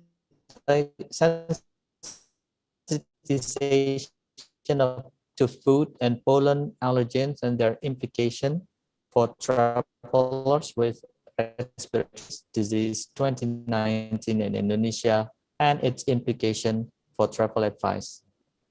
Ladies and gentlemen, please welcome Levina Pakasi. Thank you, Dr. Indra. Thank you for the nice introduction. So I'm talking about risk of animal bite stings and endomination. I think there are no attendants from outside Indonesia. It's only Dr. Durga and Dr. Jenny who are the speakers. Maybe I will mix with Bahasa because sometimes it's difficult to say something in English. Can you see my slides now? Yes, it's clear, Dr. Levina. Okay. Good morning, everybody. And this is my CV. Okay, we talk about adventure travel, and maybe in the future, travel adventure will be the preference method of tourists because it's open. We go to open air. There are no crowds and maybe fresh air, so risk of COVID may be minimum. But I don't know. Let's see. So this is my introduction. We know that increasing in the several years, adventure travel and ecotourism are increasing, and encounters with animals are common and may cause problems for the travelers. Usually, animals attack only when they are provoked as their defensive mechanism. Therefore, we have to understand the risk and avoidance of unnecessary contact before we go to any remote areas. This is the major risk. We are not talking about the systematic injuries, but there are several topics that we should cover. First is rabies. I believe the first speaker from Nepal already talked about rabies vaccine, but we don't cover rabies, all the rabies talk in this session. We also have snake bites, arthropod bites, others, but arthropods, we exclude the insect bites or the arthropod-borne disease. This is not the topic in my presentation here. So the types of injuries are grouped in three groups: bites, including scratch and licks, stings, and envenomation. Envenomation, actually, this is the process of delivering venom either through a bite or a sting or direct contact with the skin. So animal bites, very common from certain mammals, and it poses a risk for infection due to contamination of saliva with pathogens. Also in bites, licks and scratch or contact with a pre-existing wound, if you have a wound in the skin or mucous membrane, is also has a risk for infection. So you know, because in Asia or Africa, dangerous animals can be found roaming freely in the wild. But the most common animal responsible for human attacks are dogs, especially in Asia. So this is wild animals like in safari in Africa. Maybe you can see there's big lions, tigers, lion, cheetah. I don't know, is this leopard, cheetah, or I'm not sure, but big lions in Africa, or bears in US, and the right side is along the river in Tanjung Puting, Central Borneo. If you go to the orangutan sanctuary, Mount Liki, I think, yeah, this name, there will be, sometimes you can see crocodiles and baby crocodiles sunbathing along the river.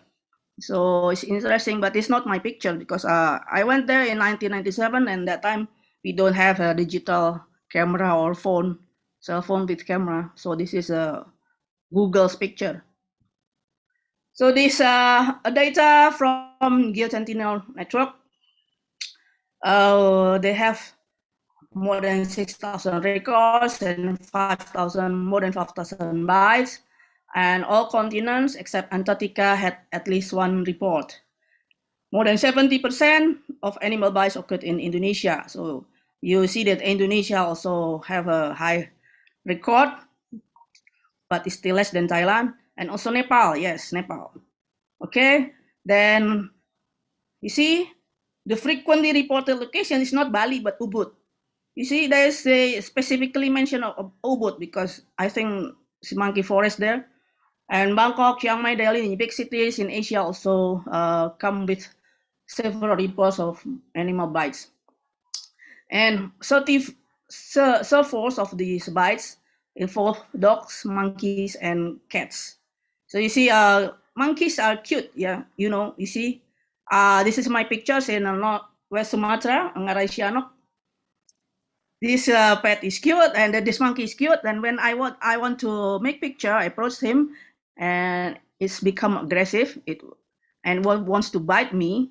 When I just step back and hit my camera to see his expression with showing his teeth because he wants to bite. Yeah, actually, I didn't get bitten. The data from Geosentinel show that there's cases of animal bites, dogs, monkey, cats, we can see others. Next slide. And also bats and snakes. So if we concern about dog bites, the highest number of dog bites is in India. Yeah, we can see there's about 17.4 million bites and about 20,000 rabies cases each year. Indonesia is down there, number 6, I think, and Nepal also similar epidemiology report. But of course, this is not always translated to human rabies and fatal death, but just to give you a rough picture, because of dog bites are still important, and Asia, especially India and Thailand, Myanmar has the highest number. If you see the picture there in left side, you see that the lady with surroundings dogs. The lady is Dr. Elni. Dr. Erni, this is a picture in Kathmandu. You remember this in monkey temple, I think. Dr. Durga, this is a monkey temple. And Another data showing the dog bites and human rabies in Asia.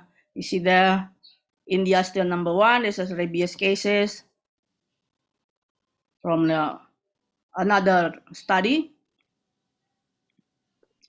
So rabies is always a focus of among international travelers, but the cases is actually small number. It's only 23 cases from 2013 to 2019, and adults and male travelers. This is in contrast to children under 15 years old in population living in rabies endemic countries. So if you watch at all, you read news, there are probably dog-bitten children in some countries, but they are not tourists. They are the residents of local people there. And most exposure occurred in Asia, of course, some in Africa. And besides dogs, there are also cats and raccoon-like animals. Since it is important, the risk of rabies, the WHO has already target to make a 0 deaths by 2030, and that's make awareness of vaccine preventable disease by pre-exposure rabies vaccines and prevent bites. So you have to learn dog body language. So if you cannot communicate with dogs, but if you see certain behavior of dogs, you know you should recognize when he became aggressive or afraid, because if the animal is afraid of us, of the human, then he will or it will show the aggressive behavior. So there are other animals, bite animals. So I put the list here and some pictures because I don't know what is the animal.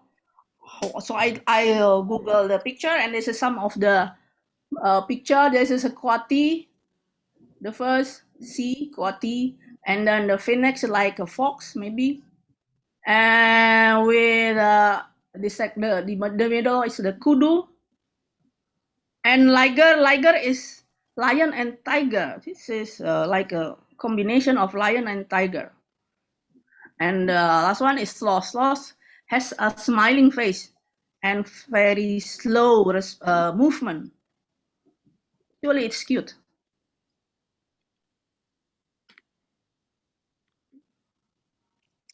So after bites, we have bites plus envenoming. So the animal bites and then inject the venom. Yeah, the most important are snake bites. There are 4 families that are medically important: Elapidae, Viperidae, Atractaspidinae, and Colubridae. Fortunately, 3 of them are found in Indonesia. So countries where travelers more likely to encounter snakes include Australia, North, South, and Central America, Africa, Indian subcontinent, and Southeast Asia, of course. This is Indonesian native snakes. It's not all, but just to show some interesting color of snakes. And this is a venomous snakes around the world. The most important or the most famous one is I put picture 5 terrestrial snakes and 1 sea snake, bottom right. But this is sea snakes is actually very small. Besides snakes, also lizards. There are 2 species of venomous lizards: a Gila monster in America and Mexican beaded lizard. Komodo, don't forget, Komodo also bites. There are reports of attack, but some locals also has been bitten while workers in the island of Komodo thing. And it's only this is, I don't know, because the some research suggests that the Komodo has also a venom that causes coagulopathy and transient hypotension. In the ocean, there is a blue-ring octopus. It's also a venomous animal.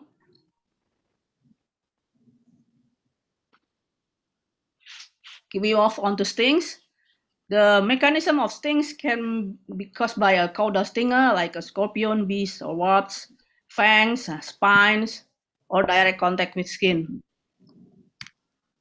Some scorpions like this is frequently reported in America, but also we have in Indonesia. In cases of scorpions, I remember several months ago I've been WhatsApp by Dr. Eyal in Israel because of his client get stung by scorpions in Nusa Tenggara Barat, yeah, Mataram. So he asked me where to go. The client is maybe I don't know where he go, but he was stung by a scorpion in Mataram in Nusa Tenggara Barat. Spiders are also, actually it's not dangerous, yeah, but only small percentage of spiders have venoms, and the bite is usually painless and pass unnoticed. But several hours after the bite, patient sense a burning pain. So bee and bee swarm. If you got stung by a bee, maybe only have a allergic reaction, redness, and warm in the skin. But if you sting by hundreds of bees, then it can be fatal because of massive reaction, systemic reaction, and may cause you death. Stingray. You probably remember the case of Steve Irwin, who died because of stingrays. So these spines of stingrays, so you can see the picture there. It's not my picture. There are copyright of these photos. So it can step to the abdomen and the chest.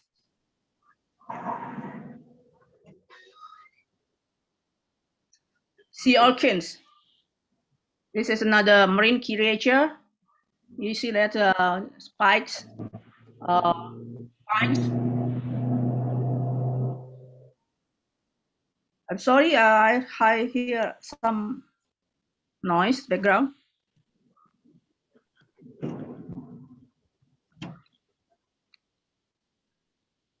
Okay, next slide. This is a venomous fishes in ocean. It is there are a lot of fishes venomous. So you can see there are spines or spines here in the bodies. So it can you cannot touch. If you want, you can only see when you dive, but you can touch or you cannot. You cannot make any direct contact with these venomous fishes. Cone shells also have some venoms and can cause edema also, and paralysis, maybe respiratory failure also possible, and no antivenom.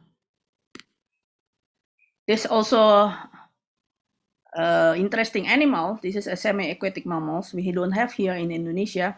This is a platypus. It has a ducks. Mouth is like ducks, and it has a big like a duck, and also the male has a venomous spores on the hind legs. It's like that in the picture. So the other injuries is direct contact with skin. Usually when people go diving, there are many marine creatures, interesting creatures, but some are poisonous or venomous. You cannot be accidentally touched. You can got sting. sometimes it can be fatal. This is fire coral. Yeah, this is not true coral, but there are plenty in marine environment. They can cause intense burning and painful pruritus, yeah, in the skin. 5 more This is minutes, Dr. Levina. Okay, next Man of Wars. This is in I think this is in Yogyakarta, in southern Indonesian Ocean. This is jellyfish, box jellyfish. This is very dangerous. Yeah, we have in Indonesia, of course, Pacific Ocean. It can cause death. So there are examples of animals, risk of animals in adventure trip, and we have to prepare before we go. So the travel counseling should include itinerary specific advice, how to avoid these hazardous animals for at-risk travelers, especially those who go for expedition. Before go, travelers should be familiar with local dangerous fauna. If you go to Amazon jungle or something like that, you have to know what kind of animals there, or in the land or in the river, like Brazil, Africa. There are plenty of animals, wild animals and dangers. So you have to avoid close contact or close proximity. You have also should avoid behavior that attract animals. So you don't go for animal feeding or exposing food storage. There's some kind of tourist attraction. So do you want to learn how to charm a cobra? I don't think so. And where do you want to go for a swimming? You can go swim with a shark now if you're there. And there are some places in Indonesia also. And this is another tourist attraction that is banned. Actually, you don't allowed to feed crocodiles, but these are tourists feeding crocodiles. It's very dangerous. So if you see animals, street dogs, yeah, monkey, you don't give food to them, although they are cute, but they're very dangerous also. If you just get attacked, there is some guidelines for management, pre-hospital and hospital management. You have to, if you go with other people, you have to warn, and people who go with you also has to cooperate with you. If you get bitten, you have to go away from the animals. Yeah, C, ABC, airway, breathing, circulations. Yeah, and if you got bled, you have to control the bleeding. Irrigation may be necessary, and then after the patient is calm, maybe can take history, how this happened, where or how long, and if there is foreign body, you remove the foreign body carefully, treat the wound, yeah, and probably get immobilization and antibiotics. Hospital management, of course, will be more specific on how severe is the wound, and yes, the proper management will take place in hospital. So I think it's almost the conclusion. So adventure trip is still an attractive option for holiday during the prolonged COVID-19 pandemic. So encounter with local animals is common, and the risk of injuries due to bite, sting, and inflammation is present globally. Prevention should be discussed during pre-travel counseling, include avoiding risky behavior, and emergency medical care may be needed in some instances. I think that's all. Thank you for watching and listening to my presentation. Thank you so much, Dr. Devina. Yeah, especially in Bali, we have quite quite a lot of cases. Monkey bite, dog bite, or sea urchin also. Okay, the next speaker is from New Zealand, Dr. Jenny Fisher. I would like to read her CV. Dr. Jenny Fisher, current position, Senior Lecturer at Department of Primary Care and General Practice, Wellington School of Medicine and Health Sciences, University of Otago, New Zealand. President of Asia Pacific Travel Health Society. Current research, post-travel screening in New Zealand police officers, deploying overseas, and rabies post-exposure management in international travelers. Publications, Patterns of Illness and Injury on Antarctic Research Cruises, 2004-2019, a descriptive analysis, Travel Medicine Perspectives of Select Travel Medicine Experts Practicing in the Asia-Pacific Region, and Vaccinations in Pregnancy. Please welcome Dr. Jenny Fisher.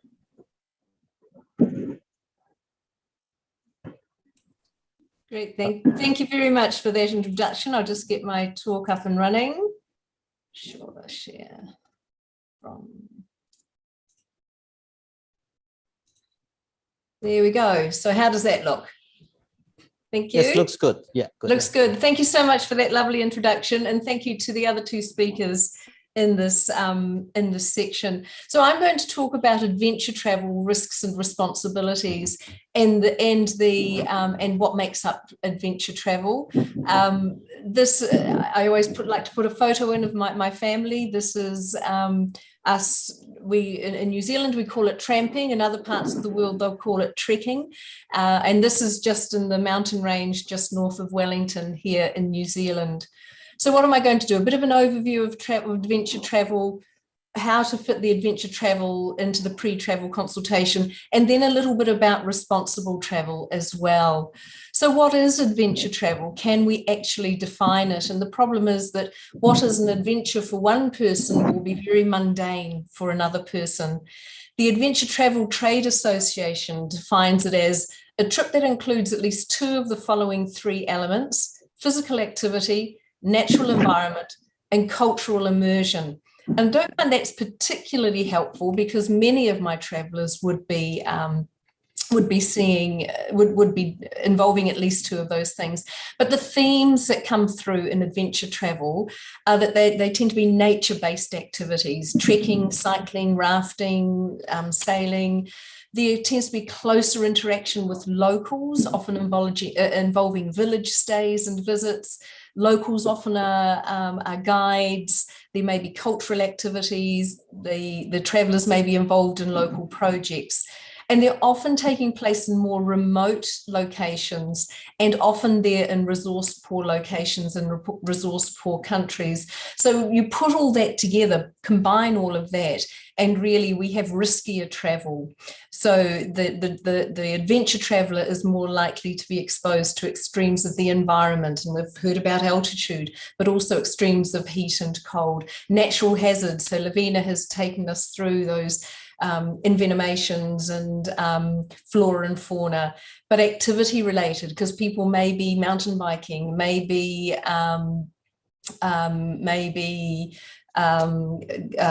swimming somewhere, going swimming or trekking or whatever, so they may fall off their bikes, they may injure themselves, and all of that then often there is delayed access to medical care. These are a couple of more adventurous trips that I've been in. I was lucky enough to go with a group of women to go trekking in the northern part of Fiji, which is quite a different experience to where New Zealanders usually go. Involved some jungle trekking, village stays. We slept in the village hall and ate locally, partaking in local ceremonies. This is involved in the kava ceremony. I've gone with the group to as the doctor to a group climbing Kilimanjaro in Tanzania. So very different trekking in Tanzania. Altitude illness, of course, an ever-present danger. You summit Kilimanjaro at almost 6,000 meters. Trekking in Nepal, and I'm so jealous. Dr. Bandari, I have a wonderful soft spot for Nepal, and I have trekked there many times, and I am just waiting for the borders to open again and let me go again. And that's Chola with our son, who was then 10 years old. Trekking with a group of women in China and the Great Wall. Family trip in Borneo. I didn't see the alligators, but the crocodiles, but I read about the attacks. On safari in South Africa. Mountain biking in Kruger National Park, which was quite exciting.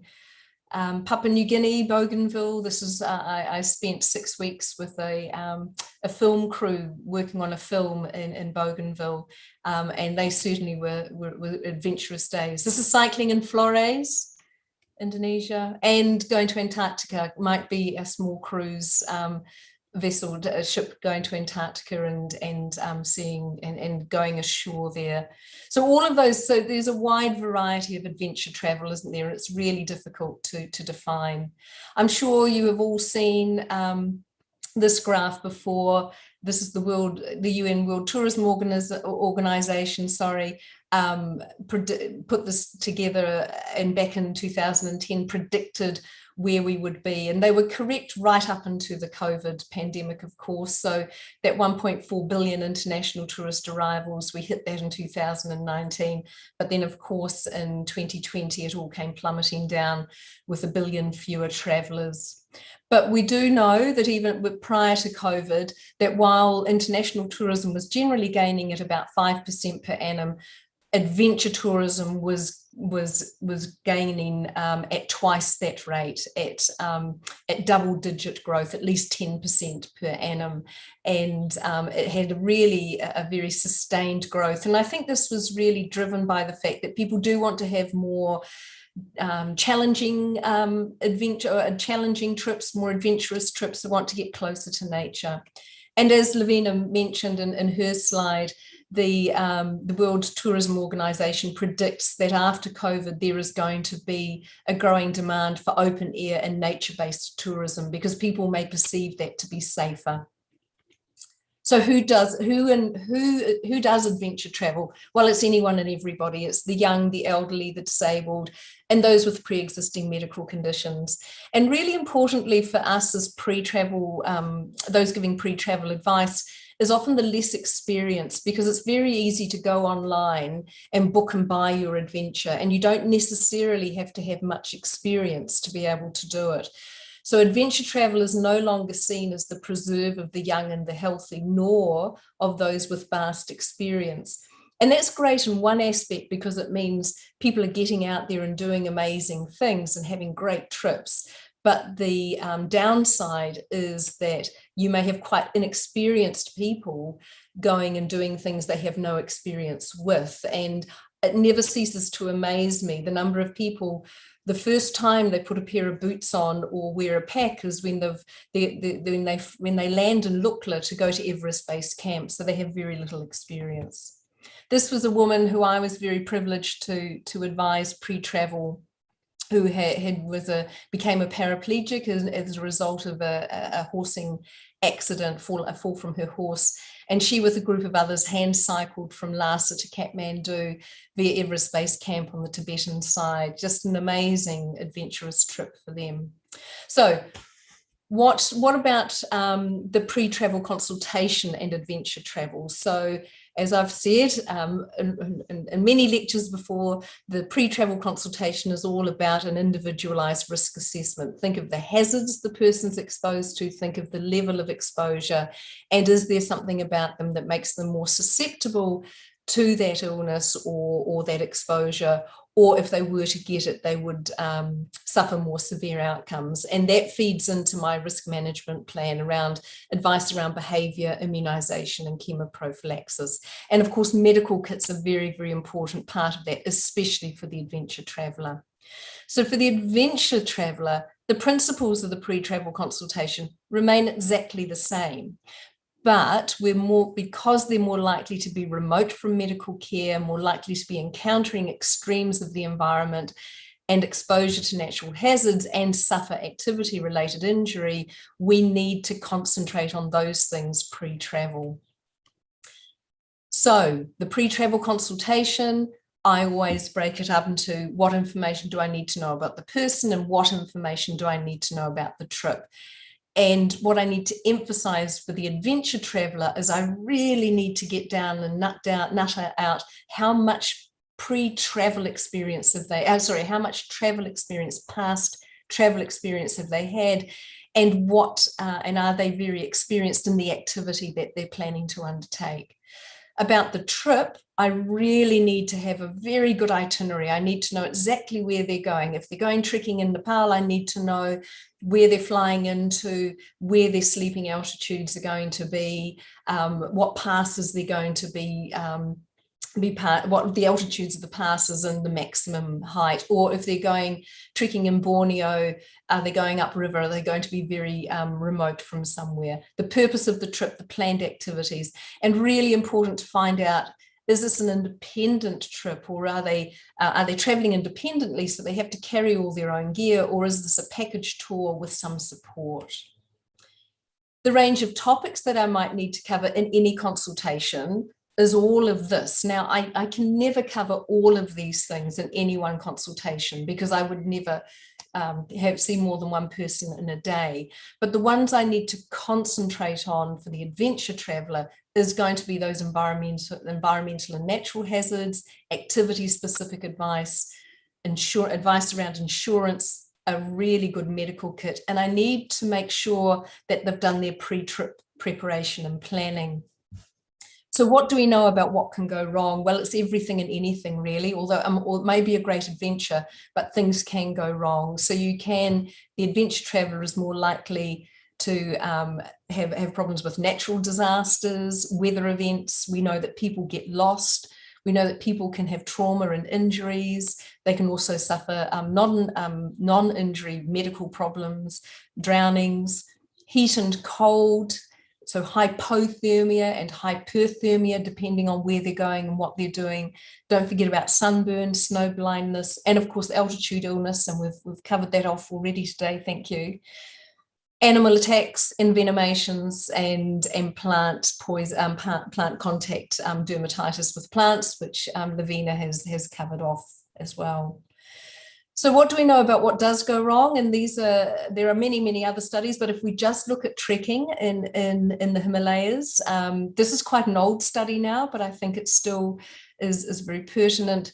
This is the Himalayan Rescue Association clinics in Ferrochet.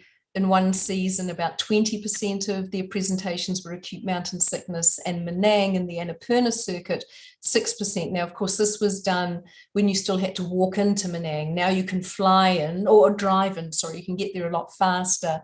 The incidence of acute mountain sickness has probably increased. But about 4% of all trekkers overall presented at an aid post. I was lucky enough to volunteer as a doctor for a season at Machumo, the clinic there in the Gokyo Valley. And about all the consultations we saw, about 35% were respiratory, 26% gastrointestinal, 24% altitude, and then musculoskeletal and trauma. And so if I'm seeing trekkers going to altitude, I make sure they have a lot of information about how to manage respiratory illness, make sure they've got really good advice about managing travelers' diarrhea, and then of all the advice we've already covered about altitude and trying to prevent altitude illness and what to do if you get it. But I think the important thing is that we, as I said before, people on adventure trips will often be in remote and resource-poor environments. There may well be a delay in them getting to medical care. And the other really important thing to realize is that minor problems often compound. So imagine if we did have somebody trekking in Nepal and they had just mild acute mountain sickness, nothing too bad, but they also had traveler's diarrhea at the same time, and they're a bit dehydrated because they've got traveler's diarrhea and it's been too hard to get drinks and things, and it's a really nasty day and they've got mild hypothermia. Any one of those things on its own would not be too disastrous, but all four of them will quickly compound and could become life-threatening. So I think the implications are that the adventure traveler has to be self-reliant. And I think they have to do a lot of preparation before they go. They should have some basic survival skills. They should know about living in the wilderness. They should have basic first aid skills. They can look after themselves and their colleagues. They need to be confident with emergency communications and think about what they're going to use to get communications out if they run into problems. And they need excellent insurance, and they need to make sure that the travel insurance they have is fit for purpose, covers the things they're planning to do. So that means the adventure traveller, I think more than other travellers, needs to really plan and prepare well. And this is all about maximising the enjoyment of the trip. And rather than you can't necessarily, it's not a guarantee you won't get acute mountain sickness or you won't get traveller's diarrhea or whatever, but if you are fit before you embark on your trek, you may well enjoy it a lot more. I've included this picture here of my husband. This is going for a walk in Africa, and he didn't put his shoes on before he went. He just wore his flip-flops, so he's got thorns in his feet. A really important thing when you're talking to your travellers when they're heading off on an adventure, really important that they choose a trip that's suited to their capabilities. They need to think about what are the activities that they're planning to do, what are the distances involved if they're going to be cycling or walking or kayaking. What's the terrain going to be like if they're trekking? Is it a well-graded track or is it an unformed track? And really, you know, how well suited is the traveller to this trip? And yes, we all should be using travel to push our boundaries and do something new and adventurous. But it can also be very dangerous if you go off into the wilderness and do something you have no skills for. If it's an activity that they don't have experience in, then I think they should start training now and getting some experience before they go. I mean, this is typical tramping or trekking in New Zealand. This is on one of the great walks, so well-formed tracks, difficult to get lost. This is doing a day trip in South Africa, which was a little bit more arduous than we thought it would be. And luckily, we've got reasonable head for heights. So the traveller needs to get fit. They need to build up some endurance. They need to train in the conditions that they will be exposed to. And they need to train with the gear that they're going to be using, including the boots they're going to be wearing, the other clothing, the pack that they're going to be carrying. They also, if they have, so there's also medical preparation, which we would do, all travellers should do. But if they have any pre-existing medical conditions, they absolutely need to make sure that they are optimised and under as good a control as they can be before they travel. Of course, they're going to need all the usual advice about vaccinations and chemoprophylaxis. And I wasn't going to go into vaccines at all, but really just to back up what Lavina said, that in the adventure traveller, especially because they are often going to be remote, if they are anywhere where rabies is endemic, you should have a very, very low threshold to recommend rabies pre-exposure vaccination, because having pre-exposure vaccination will make your post-exposure management so much easier. They also need to think about emergency and survival gear. What do they need to take with them? What do they need to carry? Do they need a satellite phone? Because they may be somewhere where there's no mobile phone coverage. They may need to carry an emergency locator beacon. They need to have an excellent medical kit and good instructions on how to use their medical kits.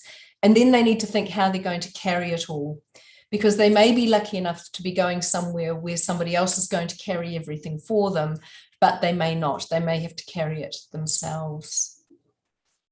So then I was just going to wrap up, spend a few minutes talking about lessening the impact and raising awareness in travellers about being environmentally and culturally aware. And with the environment, I think we need to think about how does a person's travel impact on the environment, and what strategies might travellers be able to adopt to lessen our impact. And culturally, just a little bit about being a responsible traveller and how can we impart this advice to our travellers. So if we just think about this couple, Jane and Jeff, and they're planning an overseas trip, they're concerned about the effects of air travel. So they've heard about the fact that, you know, they're burning lots of fossil fuels, jumping on the plane and flying to the other side of the world. What can they do to perhaps lessen their impact? And it all comes down to the carbon cycle, doesn't it? That as we burn oil and wood and the rest of it, and we're burning fossil fuels, we're releasing carbon into the atmosphere. And normally that would be part of a cycle, and that would be reabsorbed into oceans and the forest. But of course, in our modern world, we're outstripping the planet's ability to reabsorb the carbon into carbon sinks. So out of that came this idea that we could have these things called carbon credits, and travelers could offset the carbon dioxide that they produce during travel by purchasing carbon credits. And people will sell you these carbon credits, and those carbon credits would be attached to, say, a designated project. It might be a reforestation project, or it might be about investing in research into alternative energy sources or other research. And initially it was used for flights, but we're seeing increasingly more now people are purchasing carbon credits to offset the carbon that they've produced as well. It's quite useful to go onto the web and find one of these calculators, and this is one World Wildlife Fund, just seeing what is my carbon footprint and where is the bulk of my carbon footprint coming from. And I did this for myself last year, and just a very rough estimate. And for me, actually travel is the bulk of my carbon footprint on this planet. So I know I need to do something about my travel and how I travel. So this is one group that provides this carbon offset calculator and provides— 2 more minutes, Dr. Jennifer. Thank you, lovely. And provides you with the opportunity to calculate your carbon footprint. So I put in, I'm flying from Wellington to Singapore, it tells me how much carbon I've produced. And then I go to the next site and it tells me carbon offsets that I can purchase to reduce that that overall carbon footprint that I'm making. But of course, it's not perfect. There's a lot of discussion that actually this carbon offsetting just makes us feel a whole lot better, but doesn't actually impact on the total amount of carbon that is still produced. And there's this element of greenwashing that companies will say, oh, buy carbon credits, and then people just travel more. It doesn't actually stop people from traveling. So, and the other difficulty is that the carbon credits, how well are they certified? And really important that if people are purchasing offsetting their carbon footprint, they need to check that where they're purchasing things, that it's actually been well certified. So it's not just about carbon offsets, it's also about traveling less, okay? So you should be traveling less, traveling more slowly, have less frequent but higher quality trips, go to fewer locations, stay longer. And if possible, go by train or boat rather than fly. Use public transport if you can, and walk or cycle if you can. And just looking at the different carbon footprints made by the different forms of transport, and how the least impactful is walking. So what else can they do? They can choose a hotel closer to the city centre, so they're not using transport so much. They can choose a hotel that's environmentally responsible and eco-friendly. Talk to the hotel about what their policy is around water use. What do they have a zero waste policy? What about energy? Do they use renewable energy sources? Pick a hotel that gives back to the community, that uses locally sourced ingredients in their menu. And really be careful if you're in environmentally fragile areas, and refuse single-use plastic bags and bottles, and pack lightly. Again, it's really difficult to find the perfect green hotel, but here are some websites that you can go to that give you some hints on what to look for. Plastic waste, especially in environments that have got very poor recycling, is a tragedy. And so we need to talk to our travellers about other methods for treating water before they, so that they're not relying on single-use plastic bottles, okay? So StereoPen is one option. This is a microfilter we can get in New Zealand. This is a bottle that you can use that uses a microfilter, which is also very effective. So reducing the reliance on these single-use bottles. There's this UK charity which is working with organisations to have accredited sites where you can go to refill your reusable bottle rather than use plastic. And other ways you can reduce your plastic waste as well. And remember, in Kenya, officially banned all single-use plastic bags. And pre-COVID, when people were still traveling there, plastic bags were being confiscated as people arrived in the country. What else can you do? Use reef-safe and ocean-friendly sunscreen, because we know that these can be very toxic. In Palau, they've banned the use of sunscreens, except for the certified ones. In New Zealand, this very popular site was closed because people were going in there with their sunscreens, and that was having an effect on the marine life. Responsible travel, talk to your travellers, direct them to this paper, which was written by Jared Flaherty and colleagues, about how we can look after the planet and look after the people that we are going to visit.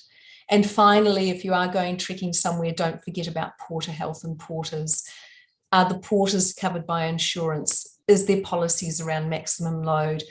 Do they have good shelter, and do they have good gear? Because in the past, we've seen porters treated very, very poorly, and the porter on the right as well is well provided for, has proper gear. The porter on the left has inappropriate gear. So there's some useful resources that you can share with your travellers. And sorry, I've rushed through that a little bit because there's so much to say, but we don't want to run over time, so I'll leave it at that. Thank you. Thank you so much, Dr. Ginny. And I did not want to stop you because I was shocked with the last information. That's really, really new for me. And oh, really? Yes. I'm glad that you informed this. And then I think we have to support this. I think in this way, COVID is really does its job, because the travel decreased significantly after the COVID. Yes, yes. And I think a lot of us feel that now we have the opportunity, as we get back into travel, that we can do it more responsibly, environmentally and culturally. We've got a chance to do it properly. Well, I like to hope. Yeah.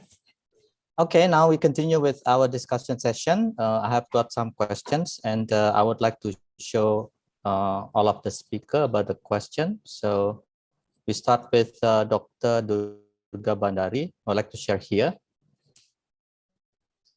There are 4 questions. I will read all, and I think Dr. Durga Bandari could answer. And after that, we continue with Dr. Levina. Question number 1, there are tour agents offering to go to Everest Base Camp by helicopter. Is it safe to go to that altitude for several minutes and go back immediately to Kathmandu? Question number 2, our frequently visited mountain, Mount Batur, is merely 1,717 meters.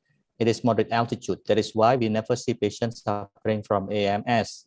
We have Mount Agung with 3,031 meters high, hence categorized as high altitude, but it is only professional who hikes that mountain. The question actually has nothing to do with that. Okay.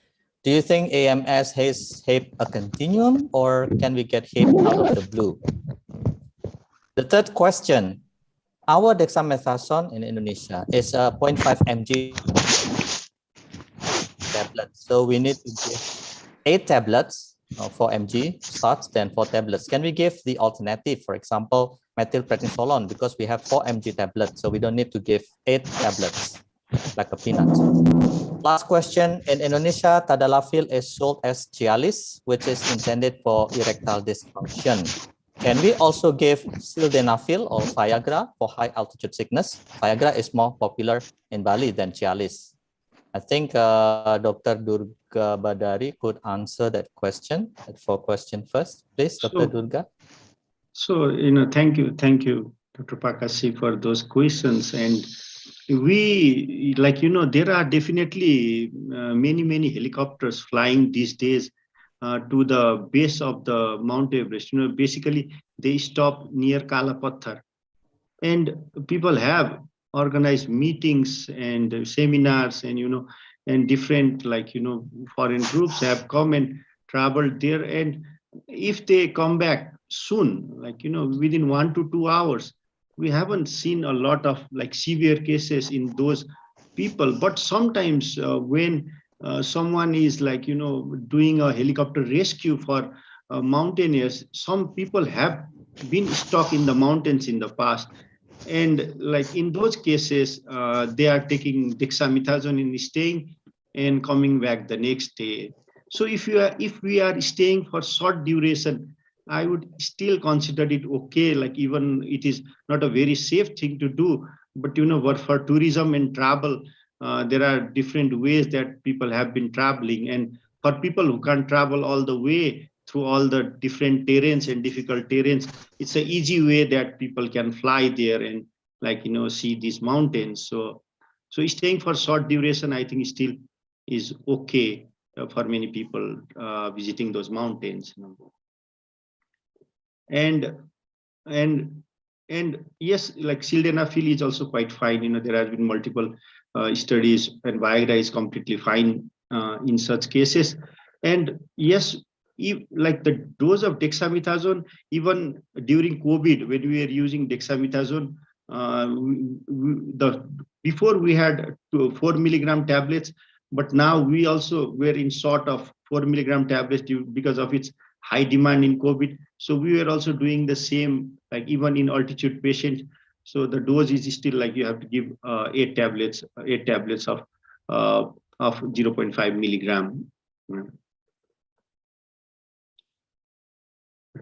So this one, AMS HAPE is continuum, or can we get HAPE out of the blue without having AMS? Like, regarding acute mountain sickness and HACE, it is considered a continuum of illness. AMS is a milder form. The exact etiology of HAPE is more clear, like the pathophysiology is more clear in HAPE than in HACE. In HAPE, in acute mountain sickness, there is hypoxia-induced cerebral vasodilation and leakage. And the severe form is high-altitude cerebral edema. The high-altitude cerebral edema would manifest as ataxia and mental confusion. In the milder form, AMS would look like a typical hangover, where you have nausea, vomiting, dizziness, headache. Okay, so till now we still consider it as a continuum of severity with acute mountain sickness and high-altitude cerebral edema. I think I guess okay. I have answered the questions. Yeah, thank you so much. Because of the time, we continue. Dr. Jenny, if she would like. Sorry, I was just going to comment there. Oh, yes, please. I'm sorry. Yeah, definitely. You can certainly get high altitude pulmonary edema on its own. You don't have to have preceding acute mountain sickness or cerebral edema. Certainly, the two feed into each other, and anyone who's got AMS HACE is also at much greater risk of HAPE, and the HAPE will get worse. And I've seen it together, but I have absolutely seen people, and I'm sure you have too, Dr. Bandari, where they have only got HAPE and they never had a history of acute mountain sickness or HACE. Got it. Thank you so much, Dr. Jenny Fisher. We continue with Dr. Levina. In Bali, we frequently encounter patients suffering from sea urchin attack. Once our patient was US doctor and he asked us to remove all the spikes, which is impossible. We usually do nothing and let it naturally absorb. What would you suggest in dealing with sea urchin? Number 2, the monkey in Bali is macaque. Most of the time, our doctors do not recommend prophylaxis for simian herpes. What do you think? In BMC hospital, we suggested patients to take simian herpes prophylaxis. We usually type in our medical record. By far, we do not have simian herpes officially reported by Indonesian Health Department. However, just because it is not officially reported does not mean it does not exist. We suggest patients to take simian herpes prophylaxis. What do you think? Yeah, I think those are 2 questions, Dr. Levina. Yeah, I see that interest from Balinese doctor are for management. While I'm not a practicing doctor actually, so this is like I mean this is a case by clinical doctors actually. But I'm sorry, can I have this questions in word? Because if you got stung by marine animals, like sea urchin there, how can you not remove all the spikes? Our patient was a U.S. doctor. You mean this is a doctor from America, American doctors? Or American Yeah, doctors? normally in Bali, normally in Bali we do nothing. Biasanya cuma dipukul-pukul pakai kayak reflex hammer dan dibiarin naturally absorbed. And once ada American doctor yang kebetulan jadi pasien, that doctor asked us untuk remove all the spikes, dan kita bilang nggak mungkin karena ditarik satu pasti lepas itu Dr. Levina. Jadi nggak mungkin gitu. Makanya curious mungkin Dr. Levina ada trik tersendiri untuk si urchin atau mungkin sama gitu cuma dibiarin aja. I don't have any experience for sea urchin like that, but maybe it all Lavina, sorry to interrupt, Lavina, if I may. Absolutely, the generally accepted treatment for sea urchins is you leave them alone and they'll absorb themselves, because you just can't go and remove them all. And in fact, the person who taught me that was an American, Paul Auerbach, who very sadly has just passed away recently, and he's thought of as the guru of wilderness medicine and wilderness medicine teaching. And certainly his teaching was always leave the sea urchins alone, the spines, they will absorb themselves. Yeah. Okay, thank you. Yeah, and the same with this argument around simian herpes prophylaxis.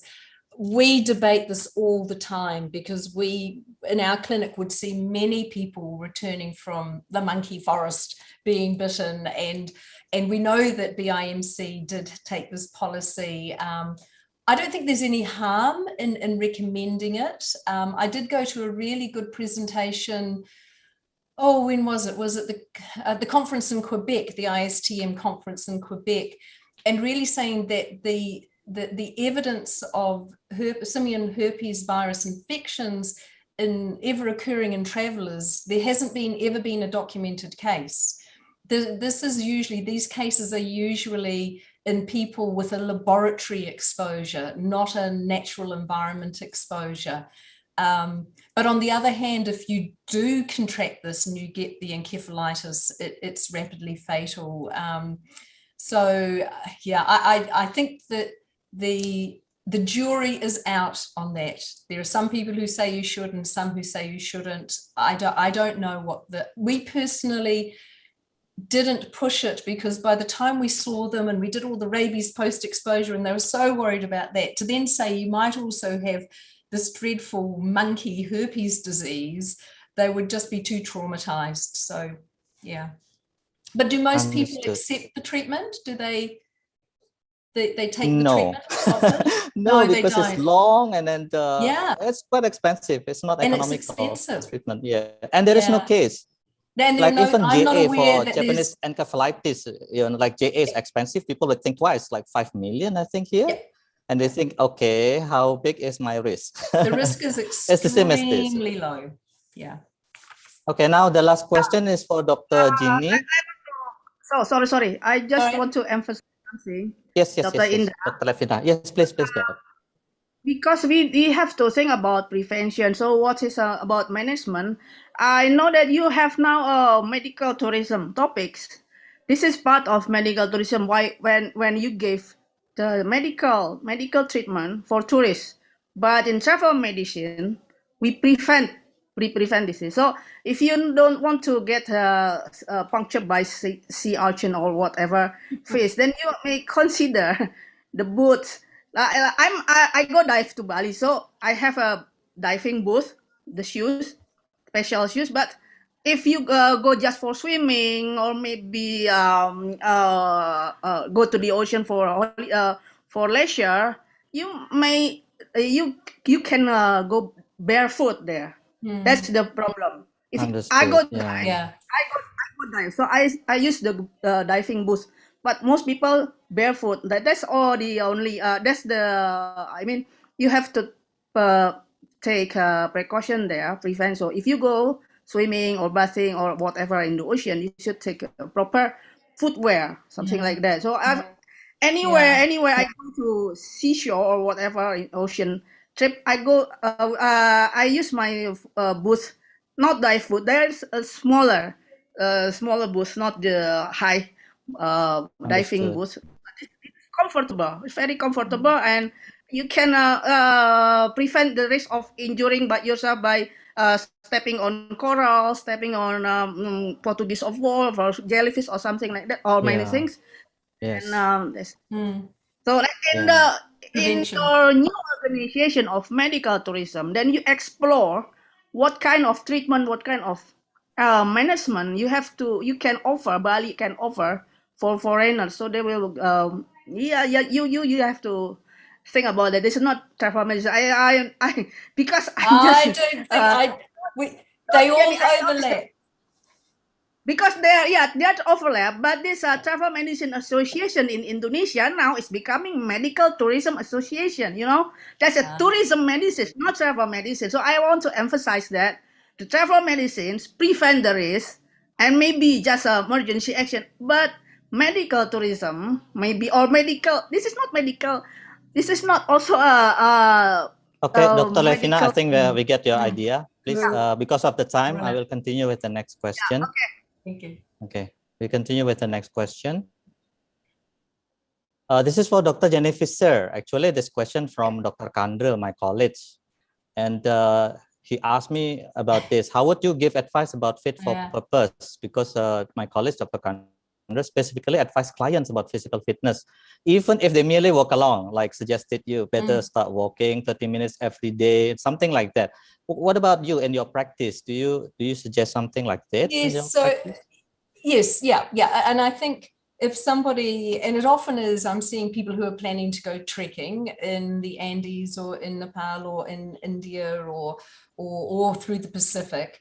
And I think the important thing is, I always say, you know, are you, if they're doing a multi-day trek, if they're doing many days, just going out and walking half an hour on the flat is not going to prepare them for that, you know. And I have a colleague who went with a group to Everest Base Camp, and on the third day, one of the women said, "Oh, this is so exhausting." She said, "I didn't think there'd be so many steps." And we thought, well, she was going to Everest Base Camp. She had no idea. So if someone is going to go trekking in the mountains, I would say, and lucky where I live, and we have a very hilly city, and I would say you need to go out for, you know, at least every day, 1 or 2 hours every day with your boots, wearing your pack, going up and down the trails. And if you're going to do a multi-day trek, you should do a multi-day trek here at home before you go. So staying in a hut or camping out so that you're actually trying the whole experience. You can involve, I mean, there are exercise physiologists and physiotherapists that would give advice as well. But I think it's getting this idea that, you know, if you're going to be trekking for 6 hours a day, you need to do at least a couple of 6-hour days at home before you go, just to make sure you're fit enough and you're familiar with the gear. Does that make sense? Yes, it does. It does make sense. Yeah. I just don't feel comfortable because I never exercise myself. Is that your problem? Okay, this is the last question for you, Dr. Jeannie. How about Yeah. the safety precaution if we go trekking in glacier? In There a are a lot of glacier. motion in New Yes. Yeah. So if you were going to do, and this is again, how familiar are you with the activity you're going to undertake? And if you have never walked on ice or walked on a glacier before, you shouldn't be doing it on your own. You should be booking it with an organization and a guide who will take you there and make sure you've got all the proper gear, and they will probably make you put on your crampons and your ice axe and the gear and practice a little bit where it's not so dangerous before you go walking. So my advice is, if you've had no experience, go with a guide. And I think, would you say the same, Dr. Bandari? Yeah, definitely. You know, most of the new travelers would definitely, who are not aware, you know, they should travel in a group, I would say. In a group. In a group, like, you know. Yeah. Even like there are few areas even in the Everest trek, like where you have, it's almost an all-day trek, you know. Yes. And just hiking around that region would make you ill, or like, you know, at least exhausted and tired.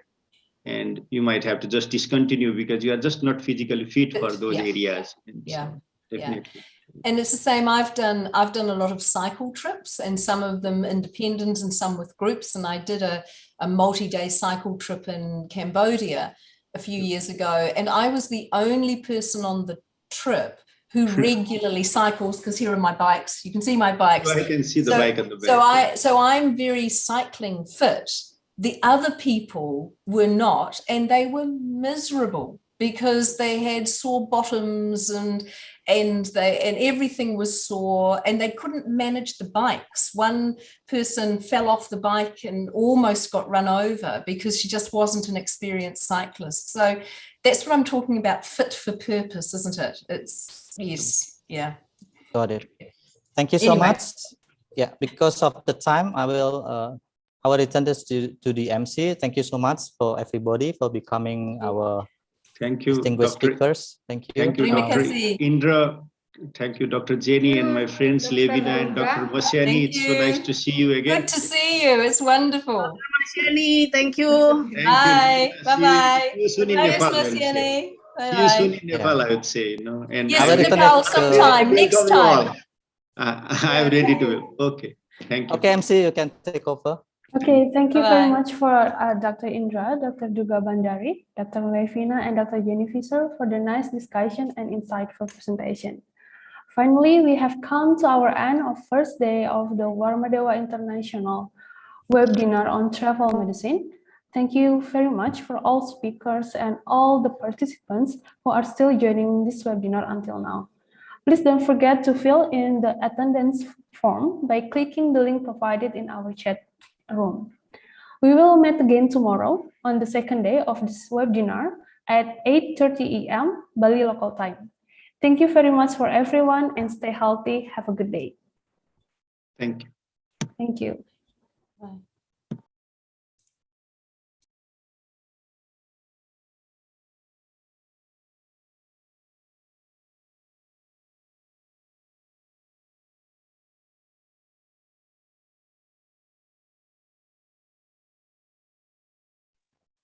Dokter Jenny masih di Zoom nggak ya? Sudah live sepertinya, Dok. Lewat. Yang di email aja, Dok, soalnya nggak enak juga di sini. Hanya rekeningnya itu ya. Iya. Nanti aja di email, Dok. Ya mungkin bisa ditutup dari ininya, dari panitianya, Erli. Ya baik, Dokter. Baik. Bukan, maksudnya ditutup Zoom-nya, linknya ditutup. Oh iya, siap, Dokter. Bukan ditutup ngomongnya.